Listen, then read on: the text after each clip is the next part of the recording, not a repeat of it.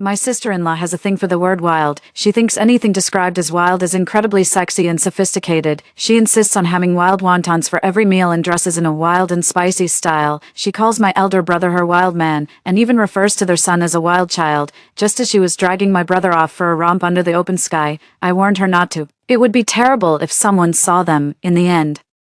My sister-in-law held fast to her moral principles and even thanked me for helping her pull back from the brink, but when my older brother filed for divorce, citing her inability to let loose, she flew into a rage and pushed me down the stairs. When I opened my eyes again, I was back at the moment my sister-in-law was dragging my brother out the door. My wild man, how about we spend the night under the stars tonight? My sister-in-law was dressed in a sizzling, figure-hugging bodycon dress, her delicate fingers tracing patterns on my elder brother's chest. My elder brother's mind instantly wandered, and he pulled her close by the waist, planting a kiss on her lips. The wet, smacking sounds made me accept the reality of my rebirth. My sister-in-law had a thing for all things wild. She'd only eat street-side wontons. Her clothes had to be daring and provocative. She called my elder brother her wild man, and referred to their son as the little wild one. My elder brother quite enjoyed these rustic nicknames and always indulged her whims. After all, it was just a private family matter. As long as it didn't tarnish his public image, it was fine. In my previous life, when my sister-in-law wanted to seek some thrills, I was worried she and my brother would be disgraced, so I kindly advised her against it. 1. She held on to her last shred of moral decency and later thanked me for persuading her to pull back from the brink.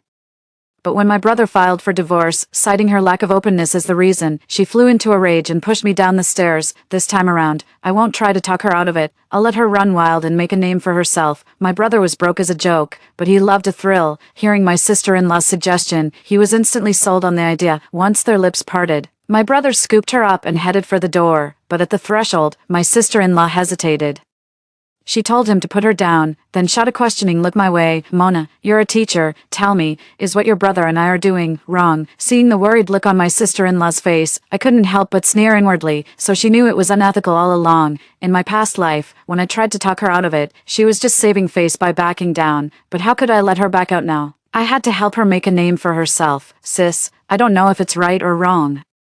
All I know is it's not illegal. My brother gave his wife's waist an impatient pinch. This is a bit of private fun between husband and wife. Who dares to gossip? It's late. No one's going to be wandering into the cornfield. Let's just enjoy this giant natural bed and save the hotel money. Hearing both my brother and me say that, my sister-in-law finally made up her mind and followed him out the door. After they left, I went out too. According to my memories from my past life, the cat belonging to the old lady living alone next door would go missing tonight. As a good and helpful neighbor, I figured I should give her a lead. Sure enough, after wandering the streets for a bit, the old lady grabbed me by the arm. Mona, have you seen my Mimi anywhere? The elderly woman lived alone, with her children and grandchildren in the city. To keep her company, they got her an orange tabby cat. Mimi was the old lady's pride and joy, but had a real knack for running off. Every few days, they play this game of hide-and-seek. That's actually one of the reasons I tried to talk my sister-in-law out of going out in my previous life. Knowing the elderly woman living alone was hard of hearing, I raised my voice a little. Granny, I saw Mimi heading towards the cornfield to the east, but it's so dark out, I'm worried you might trip and fall. It's all right, I'll ask some folks from the village to help me look. It was summertime, and many people were sitting by the roadside, fanning themselves to keep cool. Hearing the old woman's request, they very kindly grabbed their flashlights and followed her towards the eastern cornfield, too. As the flashlight beam swept across the field, they could see the corn stalks shaking violently. The simple, honest villagers wondered to themselves, had a wild boar gotten into the field? Uncle Wang narrowed his eyes in fury, bending down to pick up a stick from the roadside. He charged toward the field. Damn beast, how dare you ruin my land? I'll beat you to death today. The elderly woman living alone hurriedly called out to stop him. Don't hit it. My Mimi is in heat lately. Maybe she's just having a passionate tussle with some tomcat. Although everyone doubted two cats could cause such a commotion, they decided to quietly move closer to check out the situation first. I followed the crowd forward, ready to cover my eyes at any moment. Whatever was coming next was bound to be a real eyesore. Oh my god, it's the Tates. At the cry of alarm from the person ahead, the group instinctively quickened their pace and rushed forward. A dozen flashlight beams converged, illuminating the faces of two people. My sister-in-law hurriedly tried to find her clothes, but they had been thrown far and high, and there was simply no time to retrieve them now. She shrieked and ducked behind her eldest brother, but it was no use. Most of her body was exposed for all to see. Being a man, even with his private parts on full display, the eldest brother was only briefly uncomfortable. He quickly composed himself and even made a point of showing off a bit. He raised a hand to shield his eyes from the blinding flashlight beams and began cursing at the crowd. "Turn those damn flashlights off. Who the hell said you could interrupt me?" Uncle Wang was still clutching a wooden stick in his hand.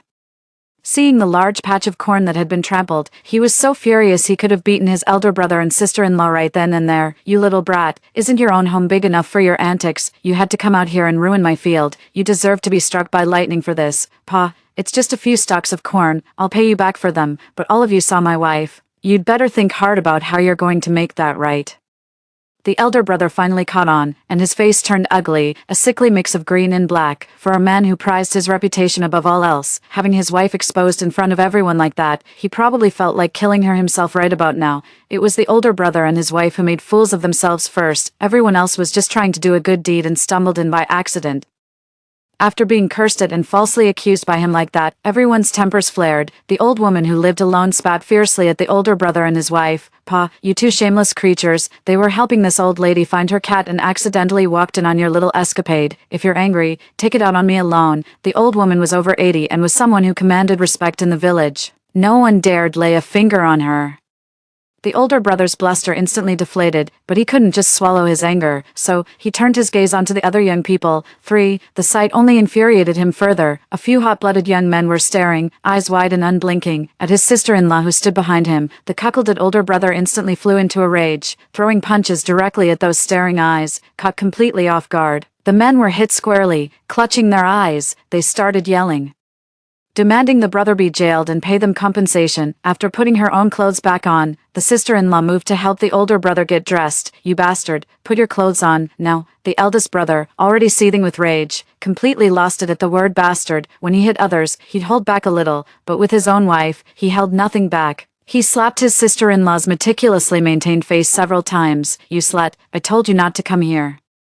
Now you've shamed our entire family." Slapping her wasn't enough to vent his fury. He then raised his foot and kicked her hard in the stomach. "You made me so angry. I'm going to beat you to death today. Ouch, it hurts, you brute." "No, darling, I'm begging you. Please stop hitting me. What happened tonight wasn't my fault. It was Mona's idea. She said this was the only way to make you love me more." Hiding behind the crowd, I suddenly heard my own name.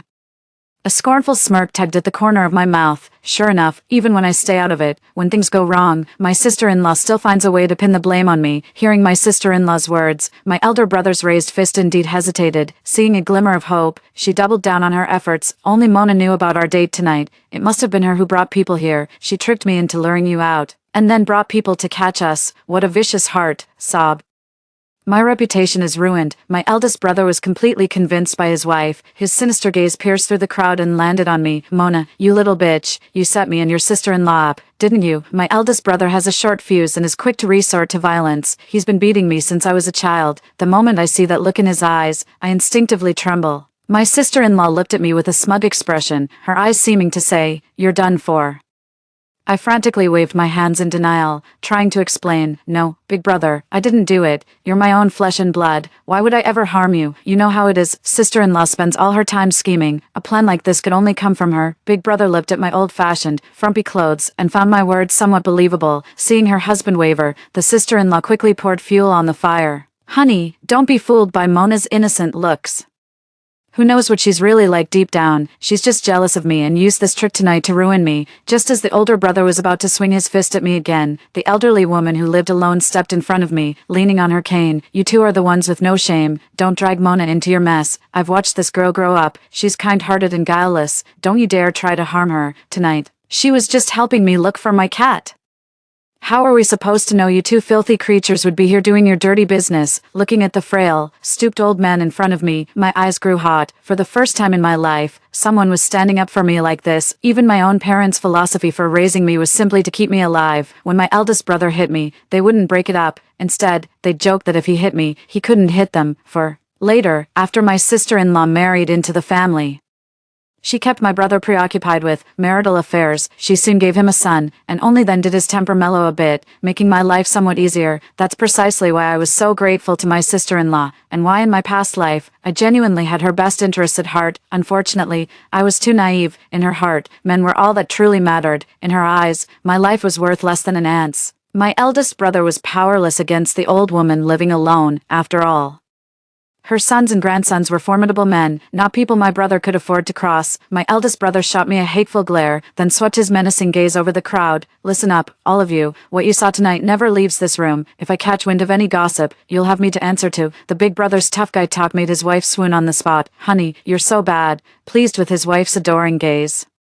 The big brother pinched her chin and flashed what he thought was a dashing, but actually quite greasy, smile. Uncle Wang cleared his throat loudly. Tate, we're not done with what happened tonight. Not only did you damage my property, but you also hurt my son. I've already called the police. Save your words for them. Among the young guys who got punched in now is Uncle Wang's son, who had just started college. The gang leader shook his fist menacingly at Uncle Wang. You call the cops.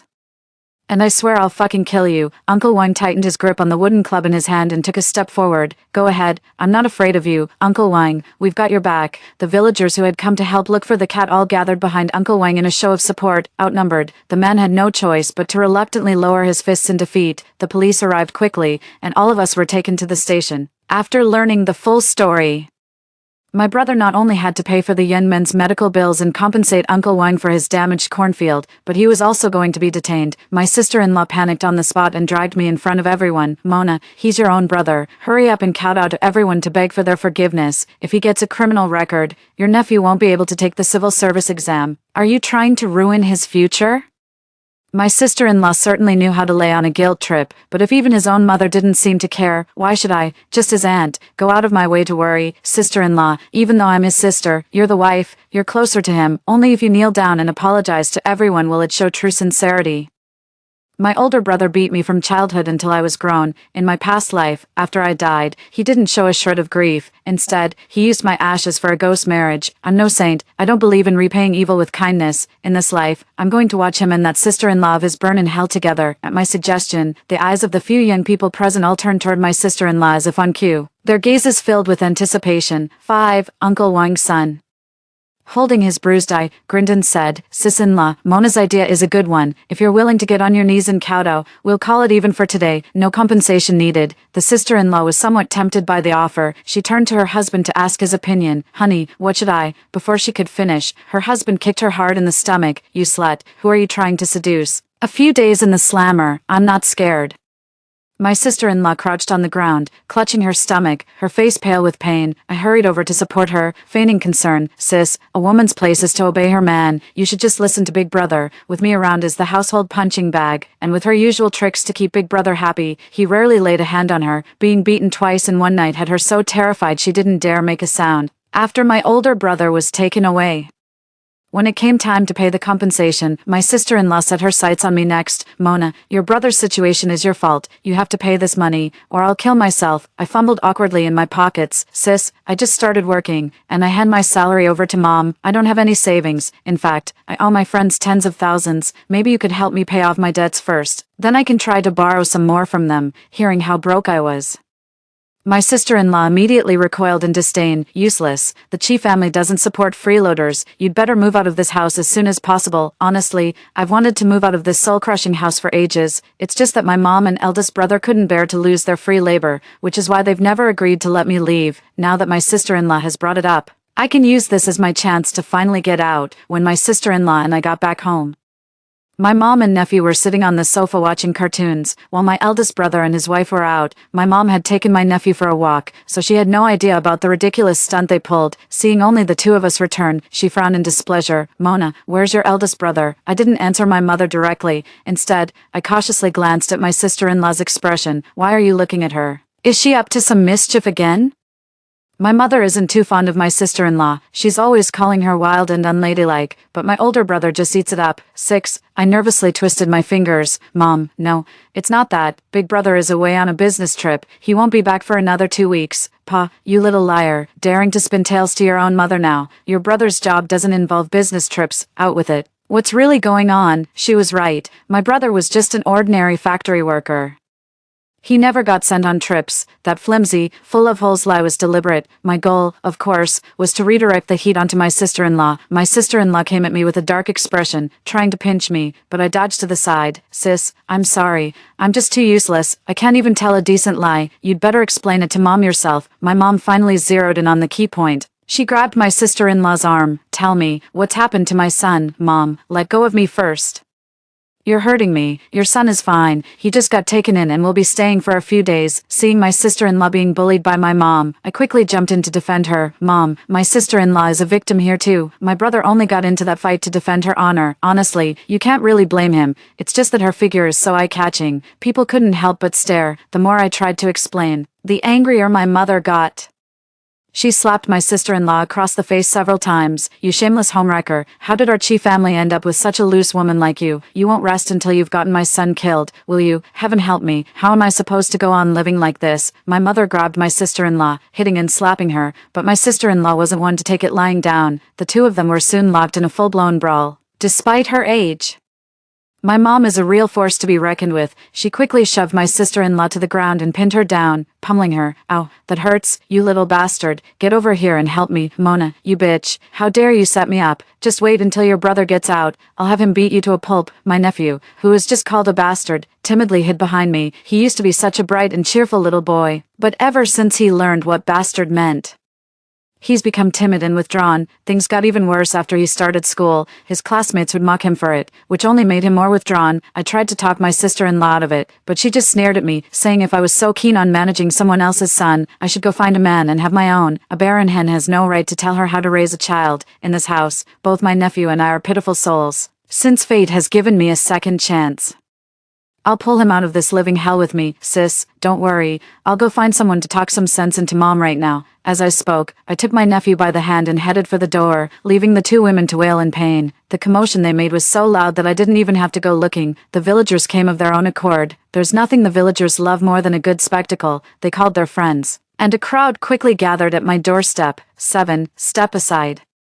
Let me see what's going on. Tate's wife has no sense of propriety. How could she lay a hand on her mother-in-law? Exactly. When you marry for virtue. Any family saddled with a daughter-in-law like this is cursed. She just got her own husband locked up, and now she's trying to put her mother-in-law in the hospital too. She's always hanging around the streets, flirting so shamelessly she makes men lose their heads. My sister-in-law has a thing for that wild, spicy style, for her. As long as the essentials are covered, the less fabric the better. Her behavior had long been a source of resentment among the village women, but with the times being what they are, and people dressing as they please, all they could do is gossip behind her back. Now, presented with a chance to mock her to her face, they were quick to seize it. As my mother listened to the chorus of their voices, her hands worked with renewed force. You shameless little tramp, just wait until Tate gets out. I'll make sure he divorces you. Divorce is my sister-in-law's biggest taboo. Even though my older brother is violent and poor, she's still hopelessly in love with him. Listen, old woman, I gave your family a grandson. I'm the one who did the family a great service. Pa, you keep calling him a bastard. For all we know, he might not even be our blood. Once we're divorced, you can take that little brat and get out. Plenty of women would be happy to give my son Tate a proper heir. My nephew is chubby, not very bright, and his low self-esteem makes him rather unpleasant. Even my mother, who favors boys over girls, isn't particularly fond of him. You old hag, don't you dare slander me. Tate is the only man I've ever had. The only one I love. If you really try to tear us apart, I'll kill myself. Then go ahead and die. My mother grabbed my sister-in-law's head and slammed it into the coffee table. The villagers thought my mother was just trying to scare her, but when she actually made contact, they rushed forward to pull my mother away. Tate's mother, you'll hang for murder. How could you actually go through with it? You're right, your daughter-in-law is a bit, but she doesn't deserve to die. Get her to a hospital, quick. Seeing my sister-in-law unconscious and bleeding from her forehead, my mom panicked. She was just so angry that she lost control for a moment. My sister-in-law was rushed into the emergency room, and my mom paced anxiously outside the door. Mona, if your sister-in-law doesn't make it, you'll take the blame for me. I'm your mother. As my daughter, you should die in my place. My mother stopped in her tracks, her fingers digging into my arm. A vicious glint shone in her clouded eyes. The sight of her twisted, furious face cut me to the core. So I wasn't just a cash cow for my brother, I was also her ready-made scapegoat. Well, look at that. I'm quite the valuable asset. Too bad I'm not that obedient little girl anymore. Mom, all our aunts and uncles saw what happened. Even if I wanted to take the blame for you, I couldn't. Besides, my sister-in-law hurt my brother first. You only lashed out because a mother's love for her son knows no bounds. If she doesn't make it, A sincere confession might lead to a lighter sentence. Ugh, Mona, you're just a coward. Since you're so ungrateful, I'll kill you right now. One murder gets me the death penalty anyway. Might as well make it two. 8. My mother, her eyes bloodshot, frantically wrapped her hands around my neck. I always thought my hot-tempered, violent brother took after our father. Now I see our mother's influence was far greater. Mom, let go. My sister-in-law isn't dead.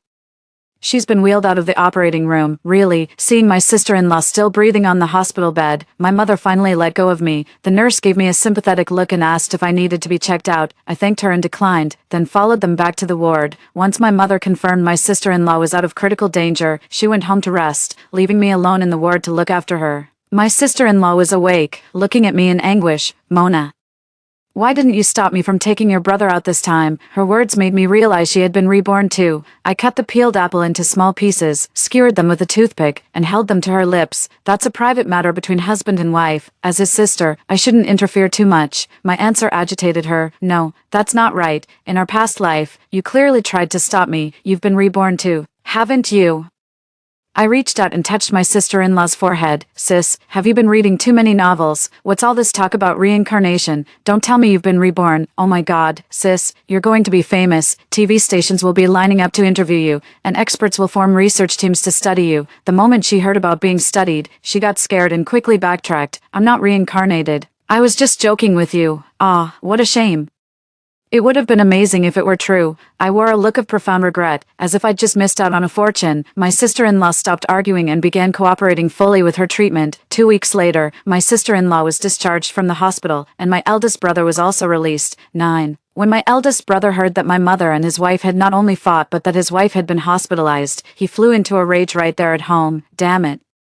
You've spent all my money, Wang Zhaodi. I don't care how you do it, but you have to earn back every penny you cost me for that hospital stay. My sister-in-law was born into a family that favored sons over daughters. She didn't get much schooling and, after marrying my brother, spent all her time at home trying to please him. She never developed any real ability to earn money. In the past, she would have been crying her eyes out to gain sympathy, but this time, she was uncharacteristically quiet. Don't worry, dear, I'll find a way to earn the money back as soon as I can. My brother looked her up and down suspiciously, then snorted heavily. If you dare do anything to betray me, I'll kill you. He's got no real ability but a petty heart. Still holding a grudge over that incident where his wife was seen exposed, the wife's face instantly paled, her lips trembling. She pleaded, Husband, how can you think that? In life, I am yours. In death, I am your ghost. There could never be another man for me. I figured you wouldn't dare betray me. Now get out of here, and stop hovering around. The sight of you disgusts me. Perhaps the incident in the cornfield left a deep scar on him. In the following days, no matter how provocatively his wife dressed, he wouldn't spare her a glance. Instead, his gaze towards her grew increasingly full of contempt. I watched all of this unfold with cold detachment. In her past life, my sister-in-law resented me for not letting her go out and have fun with my eldest brother, which she believed led to their divorce. In this life, I didn't stand in her way, yet she still couldn't escape the fate of being cast aside by my brother. Unwilling to lose my brother's affection, my sister-in-law began to change her style of dress. In the height of summer, she covered herself from head to toe, leaving only her eyes exposed. This peculiar getup actually managed to recapture my brother's attention. Seizing the moment of their reconciliation, I quietly moved out of that house, a place that felt like it could cost me my life at any moment. 18. Bolstered by affection, my sister-in-law regained her usual haughty air. Over the phone, she commanded me, Mona, it's your big brother's birthday today. Besides giving a red envelope with 50,000. Also bring back a 3-tier cake. Don't you dare be ungrateful. If it weren't for me putting in a good word, your big brother would never have given you this chance to suck up, really. Oh, thank you so much, sister-in-law, but I don't have enough money on hand. Could you lend me some first? I'll pay you back with interest as soon as I get my salary next month. My flustered, grateful tone seemed to please my sister-in-law, but her satisfaction vanished the moment she heard I had no money.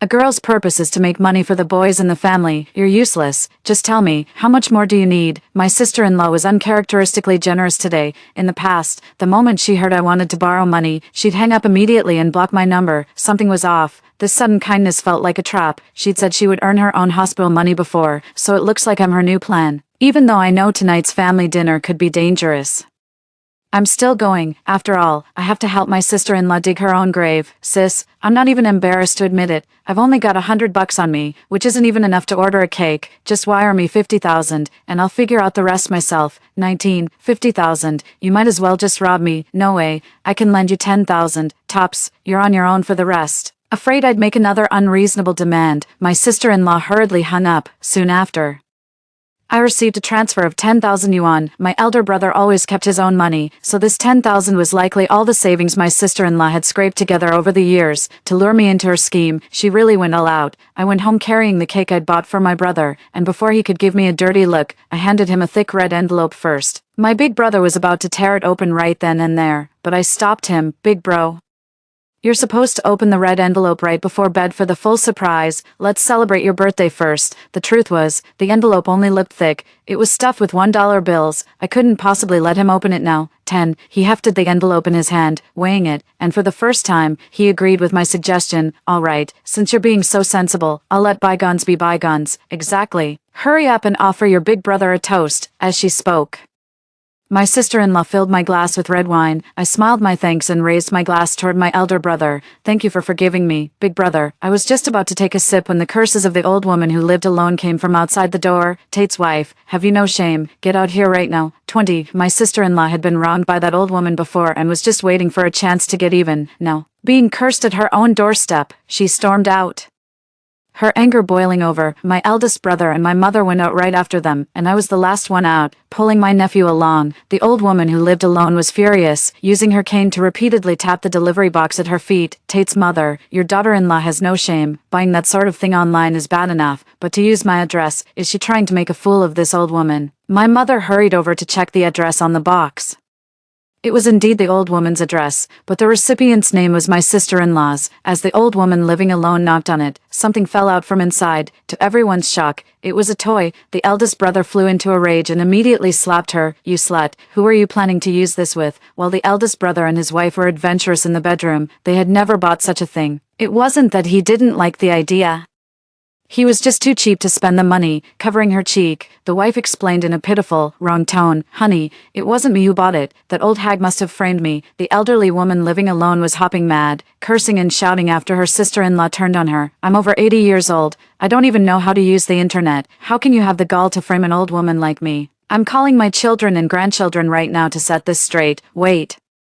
Don't call, Grandma. It was my wife's fault. You can scold me or hit me all you want. Just do it for my sake. Please let this go today. It was rare for the eldest brother to humble himself and plead like that. It seemed those 2 weeks of reform had actually done some good. 21. My sister-in-law tugged at her husband's sleeve in frustration. Honey, I really didn't buy that. If you apologize now, what will people in the village think of me? Just shut up. What reputation do you even have left?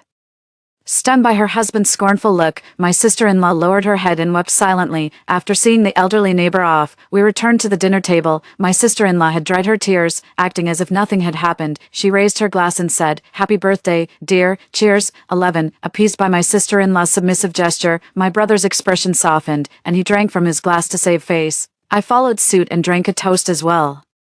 Perhaps my alcohol tolerance is too low, because my head immediately started spinning, and all I wanted to do was sleep. My sister-in-law noticed something was off with me and offered to take me back to the bedroom to rest. I didn't refuse and let her help me back to the room she shared with my older brother. My brother cursed in annoyance, then went right back to eating and drinking by himself. About 20 minutes later, my brother, feeling quite drunk himself, thought he must be hearing things familiar. Intimate sounds were reaching his ears. My mother heard it too. Following the sound, the two of them walked over, reached out to pull the door open, and saw a man and a woman lying on my brother and sister-in-law's bed. My brother roared and was about to rush forward to separate them, but my mother reached out and held him back. Tate, don't be rash. All of this today was planned by me and your wife. We spiked the drinks.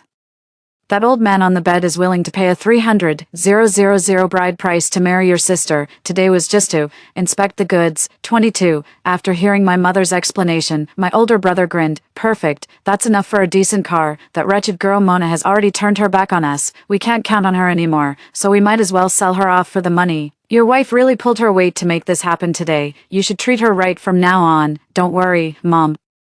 The worse I treat her, the more she loves me. Women are just like that. Listening to their shameless scheming, I smiled, walked up behind them, and gave my mother's shoulder a light tap. Mom, what are you all looking at? The food's getting cold. Hearing my voice, My mom spun around. When she saw my beaming face, she panicked. "What are you doing here? Who's in the room?" I pretended not to understand the shock and confusion in my mom's eyes. Blinking innocently, sis-in-law couldn't hold her liquor, so she went back to the room to rest. There was no doubt left in the big brother's mind. He was officially a cuckold. With a furious roar, he charged straight in. The two on the bed had no idea what was happening before they were beaten to a pulp. Only when he was exhausted from the beating did he tie them up and throw them on the floor. My sister-in-law was fully conscious now, and there wasn't a single inch of her body that wasn't bruised and battered. Gritting her teeth against the pain, she crawled to her husband's feet. "Darling," she said, "Mona set me up." The old man was grimacing in agony. He wanted to call the police, but he had broken in through the window to do that in the first place. If things were really investigated, he wouldn't come out looking good. He had no choice but to swallow this bitter pill in silence. 23, Wang Zhaodi, I don't want to hear any of your excuses. You're tainted now, and I'm divorcing you. And you, to the other man, you dare lay a hand on my wife. You're not leaving this room without paying 300,000. The old man was hoping to settle things with a bit of money, but 300,000 was far too much. No way. 300,000 is outrageous. Your wife isn't made of gold, for a piece of trash like her. 10,000 is the most you'll get. The big brother kicked the old man in the chest. "Pay up, or I'll take you to court." The old man was scared, but he didn't want to pay too much. He continued to negotiate with the boss. "All right, I can pay 300,000, but you have to let me marry your sister." "Not my sister, you can take her instead." The boss pointed coldly at his own wife, as if she were now a piece of merchandise up for sale. The old man weighed his options and finally agreed. My sister-in-law couldn't believe that between her and me, she would be the one to be cast aside. "Darling, you said you loved me most. Please, let Mona be the one to marry him. I promise I'll be a good wife from now on. I'll do whatever you say." My eldest brother kicked my sister-in-law to the ground, his eyes filled with cold indifference. "I have my standards. Ever since that incident where you were exposed, I decided to divorce you. I just never found the right opportunity until now." Hearing my eldest brother's answer, my sister-in-law's heart broke completely, her eyes vacant. She murmured, "It was my fault." The old man transferred the money on the spot and was about to take my sister-in-law away, but like a madwoman, she broke free from his grip and lunged at my eldest brother, 24. By the time my mother and I managed to pull my sister-in-law off him, my eldest brother was already ruined. My sister-in-law laughed like a maniac. "Ha, I've bitten off the root of all evil. Let's see how you chase other women now. Tate, I told you, in life I am yours, in death I am your ghost. Don't get cocky, Mona. Your brother only stepped in to protect you this time because he sees you as another payday, a fresh dowry to collect. He doesn't care about you." Just as her brother was on the verge of passing out from the pain, his wife hurled herself headfirst into the wall. The old man never expected things to turn deadly. Terrified, he fled the scene immediately. Her sister-in-law was dead, her brother was crippled, and my mother, unable to endure his relentless abuse any longer, chose to end it all, taking him with her. I calmly arranged their funerals without much grief. My sister-in-law was right. My eldest brother hadn't refused to marry me off to that old man out of any brotherly love. He was just holding out for a higher bride price. Before taking my nephew to the city, I bought a lot of things to visit the elderly woman living alone. As we left the old woman's house, my nephew squeezed my hand, looked up at me sweetly, and asked, "Auntie, we can start a new life now, right?" Story 2. My mother just doesn't listen to reason. Before my civil service exam, I repeatedly told her not to prepare greasy food, yet she turned around and gave me chicken soup spiked with alcohol. I ended up getting arrested for drunk driving, which disqualified me from passing the political screening for the civil service position.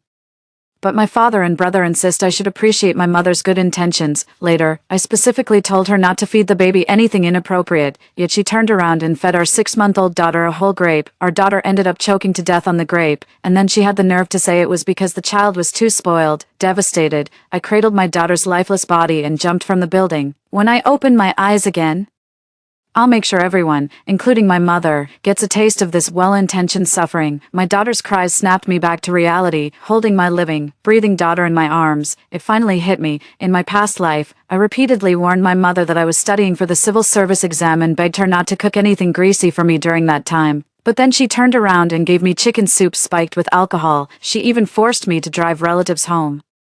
I got a record for drunk driving. That's why I failed the political screening for the civil service exam. I cried and confronted her. "Mom, why did you give me that drink? You knew there was alcohol in it. So why did you still let me drive?" Upon hearing this, my mom started wailing, pounding her thighs, and making a huge scene. "I was just trying to nourish her health. Chicken wine is the best thing for women."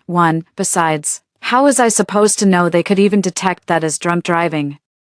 I was so furious I almost choked with anger, but my dad and brother thought I was just making a big deal out of nothing. So what if you can't take the exam? With your track record, who knows if you'd even pass anyway? Besides, look at how you're talking to mom. She only has your best interests at heart. Later, my mom promised emphatically that she would take care of my daughter so I could focus on work. I was reborn. But then she went and fed my daughter a whole grape while I was away.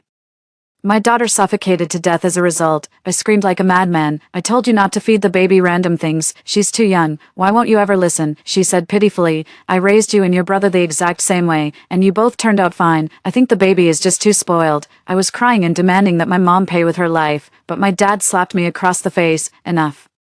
Your mother was only trying to help you with the baby, and now you're blaming her for trying to help. If you ask me, the baby just wasn't meant to be. My brother, not helping at all, chimed in from the sidelines. Yes, sis, mom meant well. Besides, you're still young, you can always have another one. Their words drove me to the brink of madness, until I finally leapt from a high-rise building, clutching my daughter's lifeless body. Given a second chance at life, I'm determined to make everyone understand the depth of this anguish. The next day, my mother indeed prepared chicken wine soup. Camille, quick, drink this chicken soup to nourish yourself. I took your advice and made it less greasy, just as you said.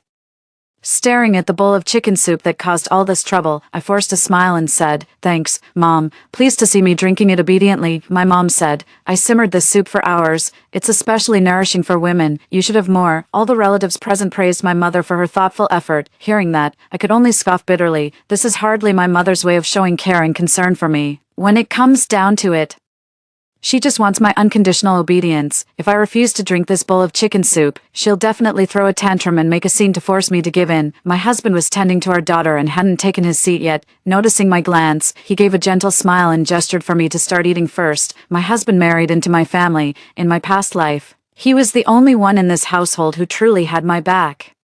But my mother constantly sows discord between my brother and my husband. My brother, despite having graduated high school, remains idle and still lives off our parents. My husband pulled strings to get him a job. Behind my back, my mother told my brother that my husband looks down on him and deliberately found him this demeaning job. My brother ended up resenting both me and my husband, convinced that we looked down on his high school education and intentionally insulted him. Because of this, at home, my brother can't stand the sight of us and wishes he could kick my husband and me out. So now that I've been given a second chance, for my daughter's sake and my own, I'm determined to break free from this family. Just as expected, after dinner my mom asked me to drive our relatives home. My husband quickly chimed in. Camille's been exhausted studying for her exams lately. Let me take them instead. My mom wasn't keen on the idea, but I used a headache as an excuse, so she reluctantly agreed to let him go. I thought I'd dodged a bullet, but during a quick bathroom break, I heard the baby wailing outside. Ever since the incident in my past life when my baby went still in my arms, I've become particularly sensitive to crying sounds. I rushed outside immediately. I found my mother holding the baby and trying to feed her something. The baby was resisting, but my mother insisted on forcing it on her. I quickly scooped up the baby, my voice trembling with frustration.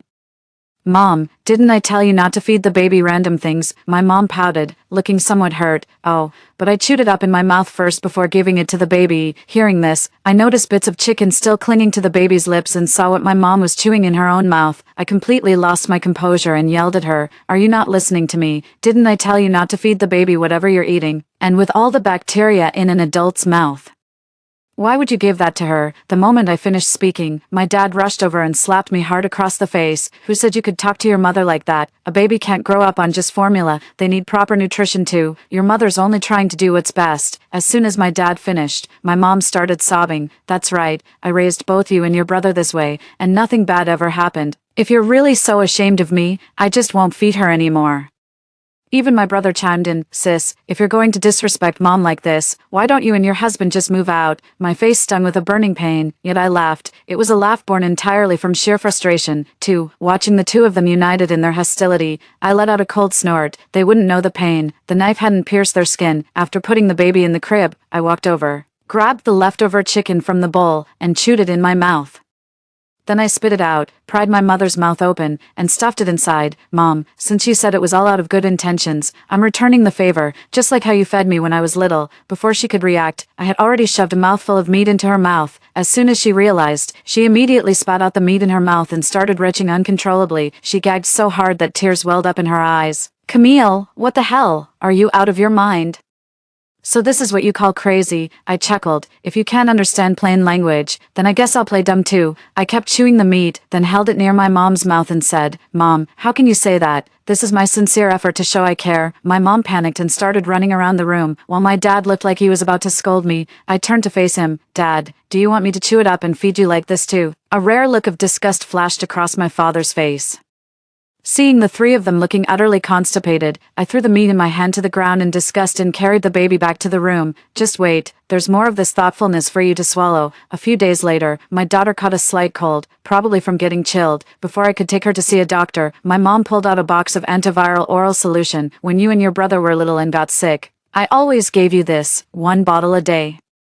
And you'd be just fine. I felt a stirring in my heart. Holding my daughter, I headed for the door and said, Mom, she's still little. We should check with the doctor before giving her any medicine. My mom continued, I read the instructions. The baby only needs half a bottle. I looked at her helplessly. Mom, are you not understanding what I'm saying? I told you, the baby is still young. We have to follow the doctor's orders. My husband, noticing my tone shift, quickly stepped in and said, That's right, Mom. The baby is only a few months old. We need to check with the doctor before giving her anything. To my surprise, my mom completely ignored my husband, opened a bottle right away, and was about to give it to our daughter. Come here, let Grandma feed you. Your parents are useless. They won't even give you medicine when you're sick. I couldn't take it anymore. Holding my baby, I snapped at her. Mom, are you deaf? I said no, absolutely not. Just then, my brother burst into the room and started yelling at me, Camille, are you out of your mind? Don't you dare raise your voice at me again. Mom's just looking out for your daughter, and instead of being grateful, you have the nerve to shout at her. Why bother seeing a doctor? All hospitals these days are just scams. I get it. It's not that my mom simply doesn't understand what people are saying. She just wants everyone to live according to her own ideas. Whatever she believes is right. That's what's right. I have to do exactly as she says. I tried to keep my cool and explained, the baby's too young for this. All medicine has side effects, and Mom's not a doctor. How would she know what's safe for the baby? My brother snapped at me impatiently. What side effects? Do you really think Mom would ever harm her own granddaughter? Hearing this, my mom held the medicine with a hurt expression and said, That's right, Camille, I'd never do anything to hurt the baby. I just thought going to the hospital was unnecessary. As she spoke, she continued trying to bring the medicine closer to the baby's mouth. I forced a smile and took the medicine from my mother's hand. I understand, Mom. I'll make sure the baby takes it. After saying that, I carried my daughter back to the room. Her condition seems stable for now. We can keep an eye on her first. I tossed that medicine straight into the trash. But moments later, my mom came in again. She was holding a bowl of steamed egg custard. Camille, I think the baby got sick because of weak immunity. These are free-range eggs. They'll help build up your strength. I'm speechless. Does she not know that sick people shouldn't eat seafood or pungent foods? Besides, Mom, didn't I tell you that the baby is allergic to eggs and can't eat them? My mom exclaimed. That's just city folk talk. I refuse to believe any child could actually be allergic to eggs. Come on now, sweetie, have a bite of the egg custard Grandma worked hard to make. Eggs are what give you real nutrition. All that formula is just a scam. Besides, how sad would it be if you couldn't even have a single bite of egg? I handed our daughter to my husband and ushered my mom out of the room.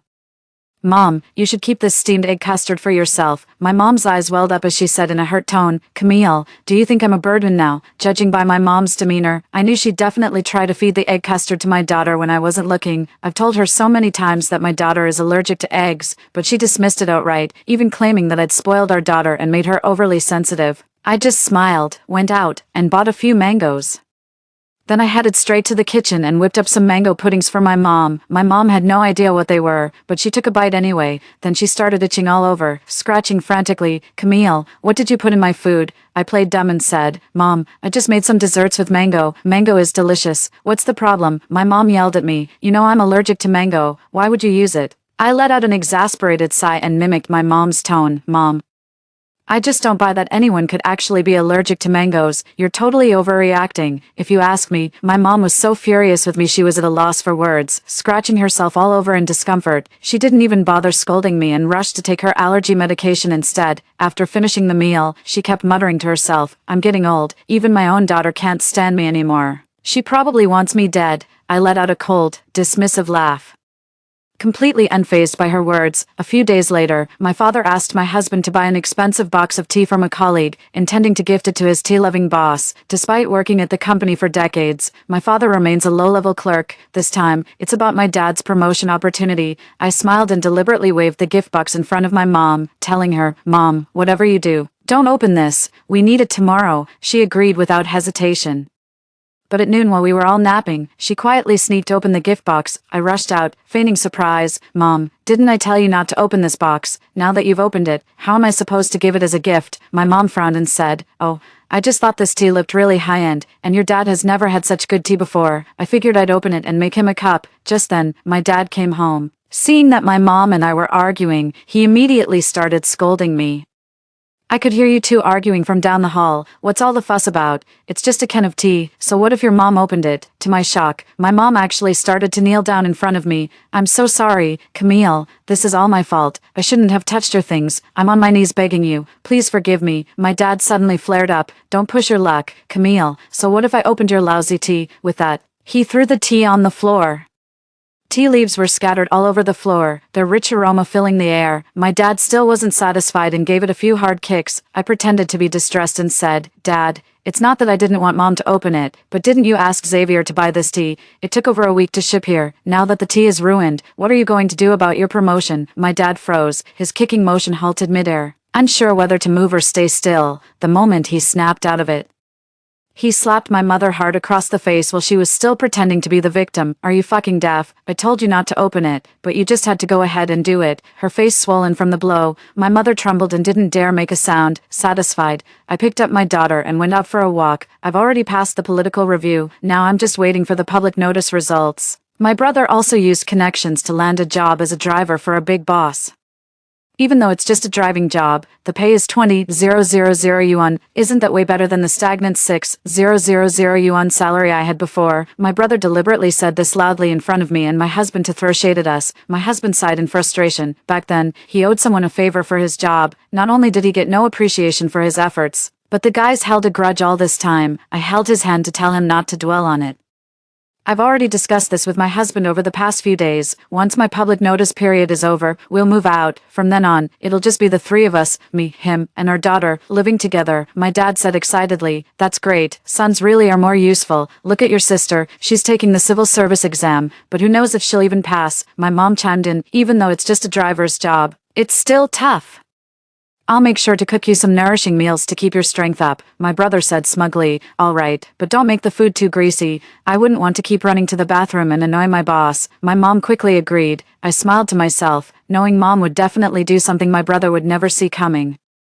3. I just need to sit back and watch the show. After the results were announced, I successfully became a civil servant as I had hoped. I casually mentioned to my mom, "Mom, thanks to the chicken wine you've been making for me these past few days, I've been feeling great, and the exam went a lot smoother." My mom laughed right away and said, "Of course, chicken wine is the best for your health." So for the next few days, chicken and wine became a staple at every meal. That day, my brother had just left for work when he came back way before his shift ended, and he looked really upset. When he saw me, he abruptly waved his hand and pushed me aside. "Get out of the way, move it." My husband shielded me and yelled at him, "What do you think you're doing?" My brother shot back without hesitation, "None of your damn business. This is my house. I'll do whatever I want." After saying that, he plopped down on the couch in a huff. Just then, my mom came out of the kitchen with a bowl of freshly made chicken wine. "Oh son, you're back so soon. Quick, quick, drink this chicken wine." My brother's expression froze completely. He pointed at the bowl in my mom's hand in disbelief. "You mean there's wine in this chicken soup?" My mom said cheerfully, "You bet. I put plenty of wine in it. Nothing warms you up better than this. It's a recipe from my hometown, really good for your health. I'll make it for you every day while you're here." My brother's face twisted into a grimace when he heard the news. He suddenly knocked the bowl out of my mother's hands, sending it crashing to the floor. The hot chicken wine splashed onto my mother's foot, and she screamed, "What are you doing?" My brother's expression was downright terrifying as he roared, "Because of that damn wine, I got pulled over for a DUI check while picking up my boss after work. They suspended my license.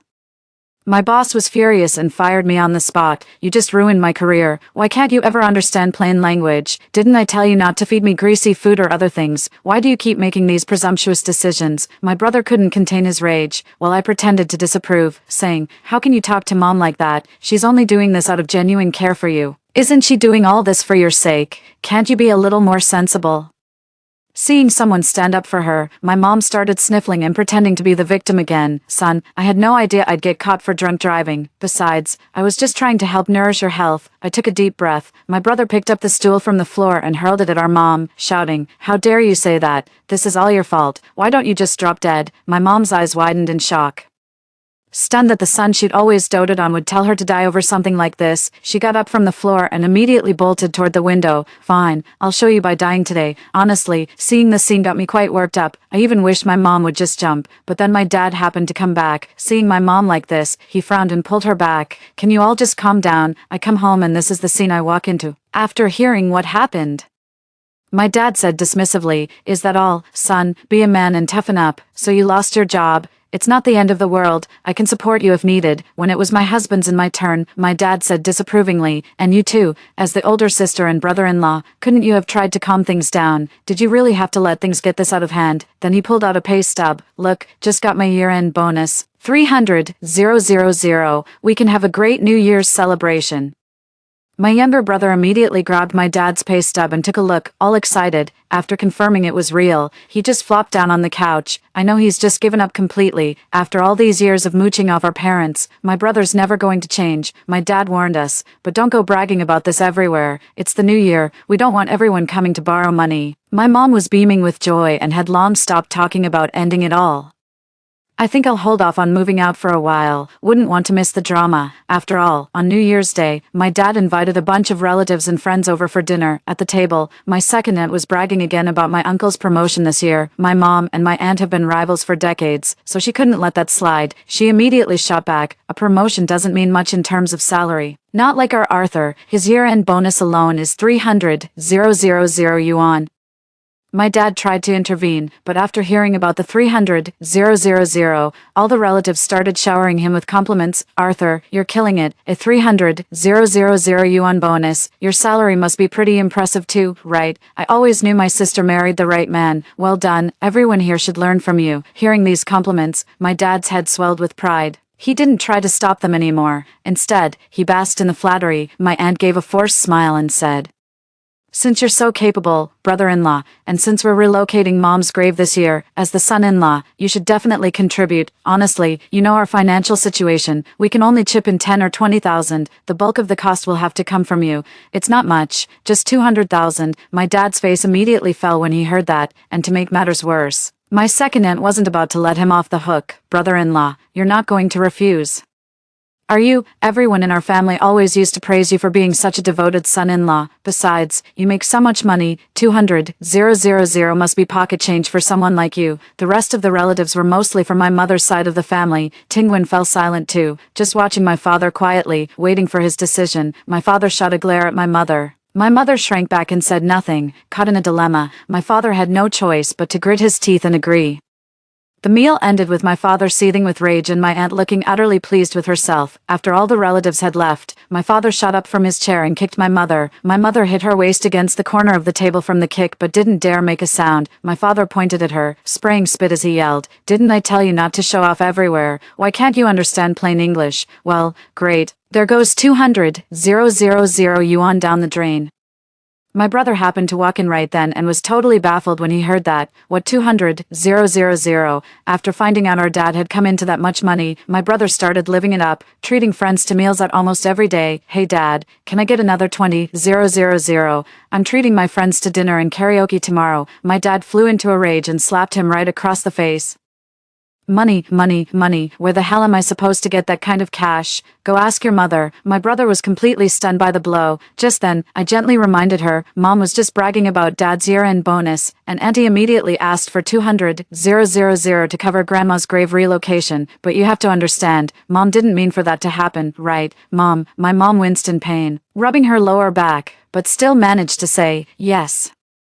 I really didn't mean for it to happen." Who knew she'd ask for 200,000 right off the bat? My brother's dream of freeloading shattered, and in a fit of anger, he grabbed something from the table and threw it at my mom. Suddenly, a cry of pain from my father echoed from the kitchen. My mother and younger brother rushed in to find that, somehow, he had dropped the kitchen knife onto his foot. Blood was everywhere, pooling on the floor. After the hospital bandaged him up, the doctor reminded my mother, The patient has diabetes, and signs of diabetic foot are already apparent. Make sure to control his sugar intake and diet when you return home. My mom kept nodding in agreement. After we got home, my mom served my dad a big bowl of rice. My dad frowned and said, "Didn't the doctor tell me to watch my diet?" "The doctor said to watch your diet, not to stop eating altogether. Besides, you just got injured. You need to eat to recover." My father nodded in agreement, acknowledging that my mother made a valid point. After my father finished eating, my mother served him another bowl. I stayed quiet on the side without saying a word. "Go ahead and eat, but remember, rice is full of sugar. The more you consume, the worse your diabetes will get." In the days that followed, my mom kept cooking up all sorts of soups and meals for my dad. My dad looked at the goji berries and red dates in the soup and hesitated. "Won't this be too sweet?" My mom replied,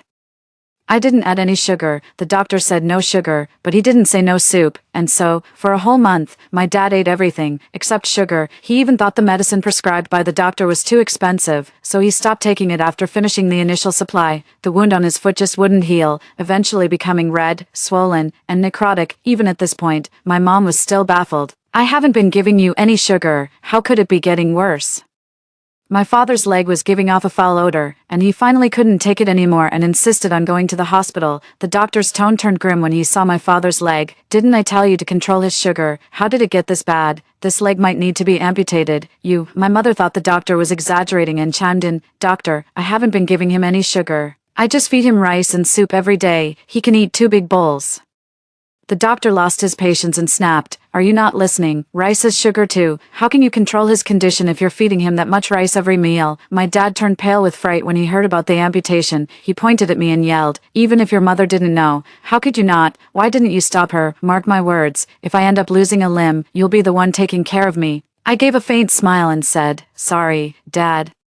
But Xavier and I are moving out tomorrow. When you're disabled, let your precious son take care of you. Don't worry though, I'll still provide your alimony. Ever since my aunt swindled us out of that 200,000, my brother has been completely demoralized, spending his days drinking and partying. My dad's remaining savings were completely drained by him, and now that my father's in trouble, he's nowhere to be found." My father flew into a rage. "How dare you? I'll disown you. Just watch." I replied cheerfully, "Well, that works out perfectly for me." 5. My dad was so infuriated that he clutched his chest and collapsed onto the hospital bed. Seeing him like that, I walked out of the hospital room with indifference. Just wait. This is only the beginning of the retribution. My father's leg was eventually amputated, and he'll have to rely on a wheelchair from now on. For someone with such a macho mindset, this is completely unacceptable. He took out his frustration on my mom, blaming her for not following the doctor's orders and causing his condition. The house was constantly filled with my father's curses. My mom lost her temper too. Whenever he yelled at her, she'd stop taking care of him and refuse to give him his medication. By the time I visited them, my father had lost at least 30 pounds from starvation. I scoffed inwardly. It's not that my mother doesn't understand reason. Look how well she took my father's scolding to heart. But I won't stand in the way of any of this. Just then my brother came home, looking like he'd been up all night. I heard my brother's been gambling a lot and racked up quite a debt. I was sitting on the couch, but he acted like he didn't even see me, didn't say hello, just muttered, "I'm going to sleep, don't bother me." Then, after my dad finished yelling at her, my mom went and knocked on my brother's door. "Brian, come out here. Tell me if I'm wrong. How dare your father yell at me like that?" My brother shouted from his room, "I told you not to bother me." I scoffed coldly. "I've done everything for him, and instead of being grateful, he tells me to drop dead. Brian, you and your sister can't just abandon your mom like this." My brother didn't answer her. My mom kept knocking on the door. Finally, my brother stormed out of his room with a furious look, grabbed my mom by the throat, and yelled, "For fuck's sake. I said I'm trying to sleep. Are you deaf or what? All this damn noise, just go ahead and kill each other with your racket." My mother's face turned red from being choked, and she struggled desperately, begging my brother to let go. After my brother released her, she kept coughing uncontrollably. Once she caught her breath, she started weeping and slapping her thigh in despair. She went on about how heartless my brother and father were, saying all her efforts had been wasted on ingrates. Seeing me watching the show, she tearfully asked me again, "Camille, did I really do something wrong?" I shook my head and said, "Mom, you didn't do anything wrong. It's just that Dad and my brother don't understand you. Besides, with Dad in this state, he wouldn't dare hit you like he used to." My mother fell silent, lost in thought. I got another call from my mom 2 weeks later. When I rushed to the hospital, the doctor had just come out of the emergency room. "I'm sorry, but the patient didn't make it. They've passed away." My mom broke down sobbing and kept saying to me, I just had one argument with him. I had no idea it would push him over the edge. It turned out that on this day, my father was unhappy with the meal my mother had cooked and started yelling at her again. My mother was so furious that she grabbed a stool and smashed it over my father's head, calling him a cripple who'd need her care for the rest of his life. Ever since his amputation, my father had been sensitive about the word cripple, and coupled with the irregular meals I'd been giving him lately, his health had already deteriorated. He rolled his eyes back and, just like that, worked himself up so much that he dropped dead. After my father passed away, my mother had the nerve to demand that our whole family move back in with her. When I refused, she started throwing a tantrum right in the middle of our apartment complex. Oh, what an ungrateful daughter, leaving an old woman all alone. I could die at home and no one would even know. A crowd began to gather, and soon people were pointing fingers and whispering about me. What an ungrateful daughter. How could you treat your own mother like this? 6, exactly, after all these years raising her for nothing. If I'd known I'd have such a daughter, I should have strangled her at birth. Absolutely, we really raised this kind of daughter for nothing all these years. Hearing these remarks, my mother continued sobbing but flashed me a smug smile. I let out a bitter laugh, dropped my bag, and just collapsed next to her, wailing, someone tell me if this is fair. My daughter is allergic to eggs, and my mom insists on feeding them to her. My dad has diabetes and needs to watch his sugar, but she goes and makes him sweet soup. Honestly, he's so fed up with her it's killing him. And when my daughter is sick, she just gives her random medicine. If I have to keep living with her, it'll be the death of this whole family. I was screaming so loudly that I completely drowned out my mom's voice. Even my mom was completely stunned by my behavior. Those people immediately shifted their focus and started targeting my mom. My mom was so angry that her face turned pale, and she quickly got up and went home. The moment she got home, my disheveled brother cornered her. And the house had been turned upside down by my brother. Where's the money? Where did you hide it? My mom pointed at the mess and said, look what you've done to the house. Mom, why are you shouting? My brother, as if consumed by rage, grabbed mom and shoved her hard. You stupid old hag, can't you understand me? I asked where the money is. Our home has a staircase. And with that shove, my brother sent mom tumbling down the steps. My brother panicked, waving his hands at me. It wasn't me. I swear, seeing my mother in that state, I calmly pulled out my phone and dialed 120. Unfortunately, the stairwell was cluttered with old junk my mother had never been able to part with. My mother had hit her head, and by the time she reached the hospital, she was gone. My brother racked up a huge debt from gambling, and now he's even caused our own mother's death. He will face the full force of the law. As for me, I sold my parents' house and used the money to buy a new place for myself. My husband got a promotion, and his salary more than doubled. My job is stable, and we've hired a professional nanny to care for our daughter. It feels like my life has already undergone a dramatic transformation. My future will be bright and full of wonderful experiences. The end. Story 2. No one expected that this would be the last spring festival in human history, as an unprecedented cold snap descended. The world would never see spring again. The train I was on, returning to the city, got stopped by a heavy snowstorm in the mountains. As the temperature outside plummeted to -70 degrees, the electrical system failed. With resources scarce, desperation set in among the passengers. In the end, even my boyfriend pushed me out of the train in exchange for a tattered coat to fend off the cold. When I opened my eyes again, I was once again on that doomed train with my boyfriend, but this time, I got off early with all my luggage, driving my own truck straight into a resource-filled, warm cave hidden in the mountains. When I awoke, my nostrils were filled with the strong smell of coal smoke. It took me a few seconds to realize I was lying on a hard, heated brick bed. The stove beside the bed was burning fiercely, yet I was drenched in cold sweat, my hands and feet as cold as if they had just been pulled from the snow. The door's old curtain was pulled aside, and a man walked in. It's getting late. Get up quickly. My mom wants you to help make dumplings. I didn't move, just stared at the old beams and the bright red paper cuts on the window, my thoughts in turmoil. Making dumplings, paper cuts, heated brick bed. I had almost forgotten. This was Julian's family home in Willow Ridge. I glanced at the man beside me, dressed in a cotton-padded jacket, munching on a hot bean bun by the bed. It was Julian, my devoted boyfriend of 3 years. This was the first time he had brought me to his family home for Spring Festival after 3 years of dating. Julian and I met at work. When we first met, he was reliable and considerate, always taking care of others. At home, he never made me cook and took care of all the household chores, always busy and efficient. Since my parents passed away, it had been a long time since I felt the warmth of a home. So, when Julian proposed with a ring worth 100,000, I didn't hesitate to accept.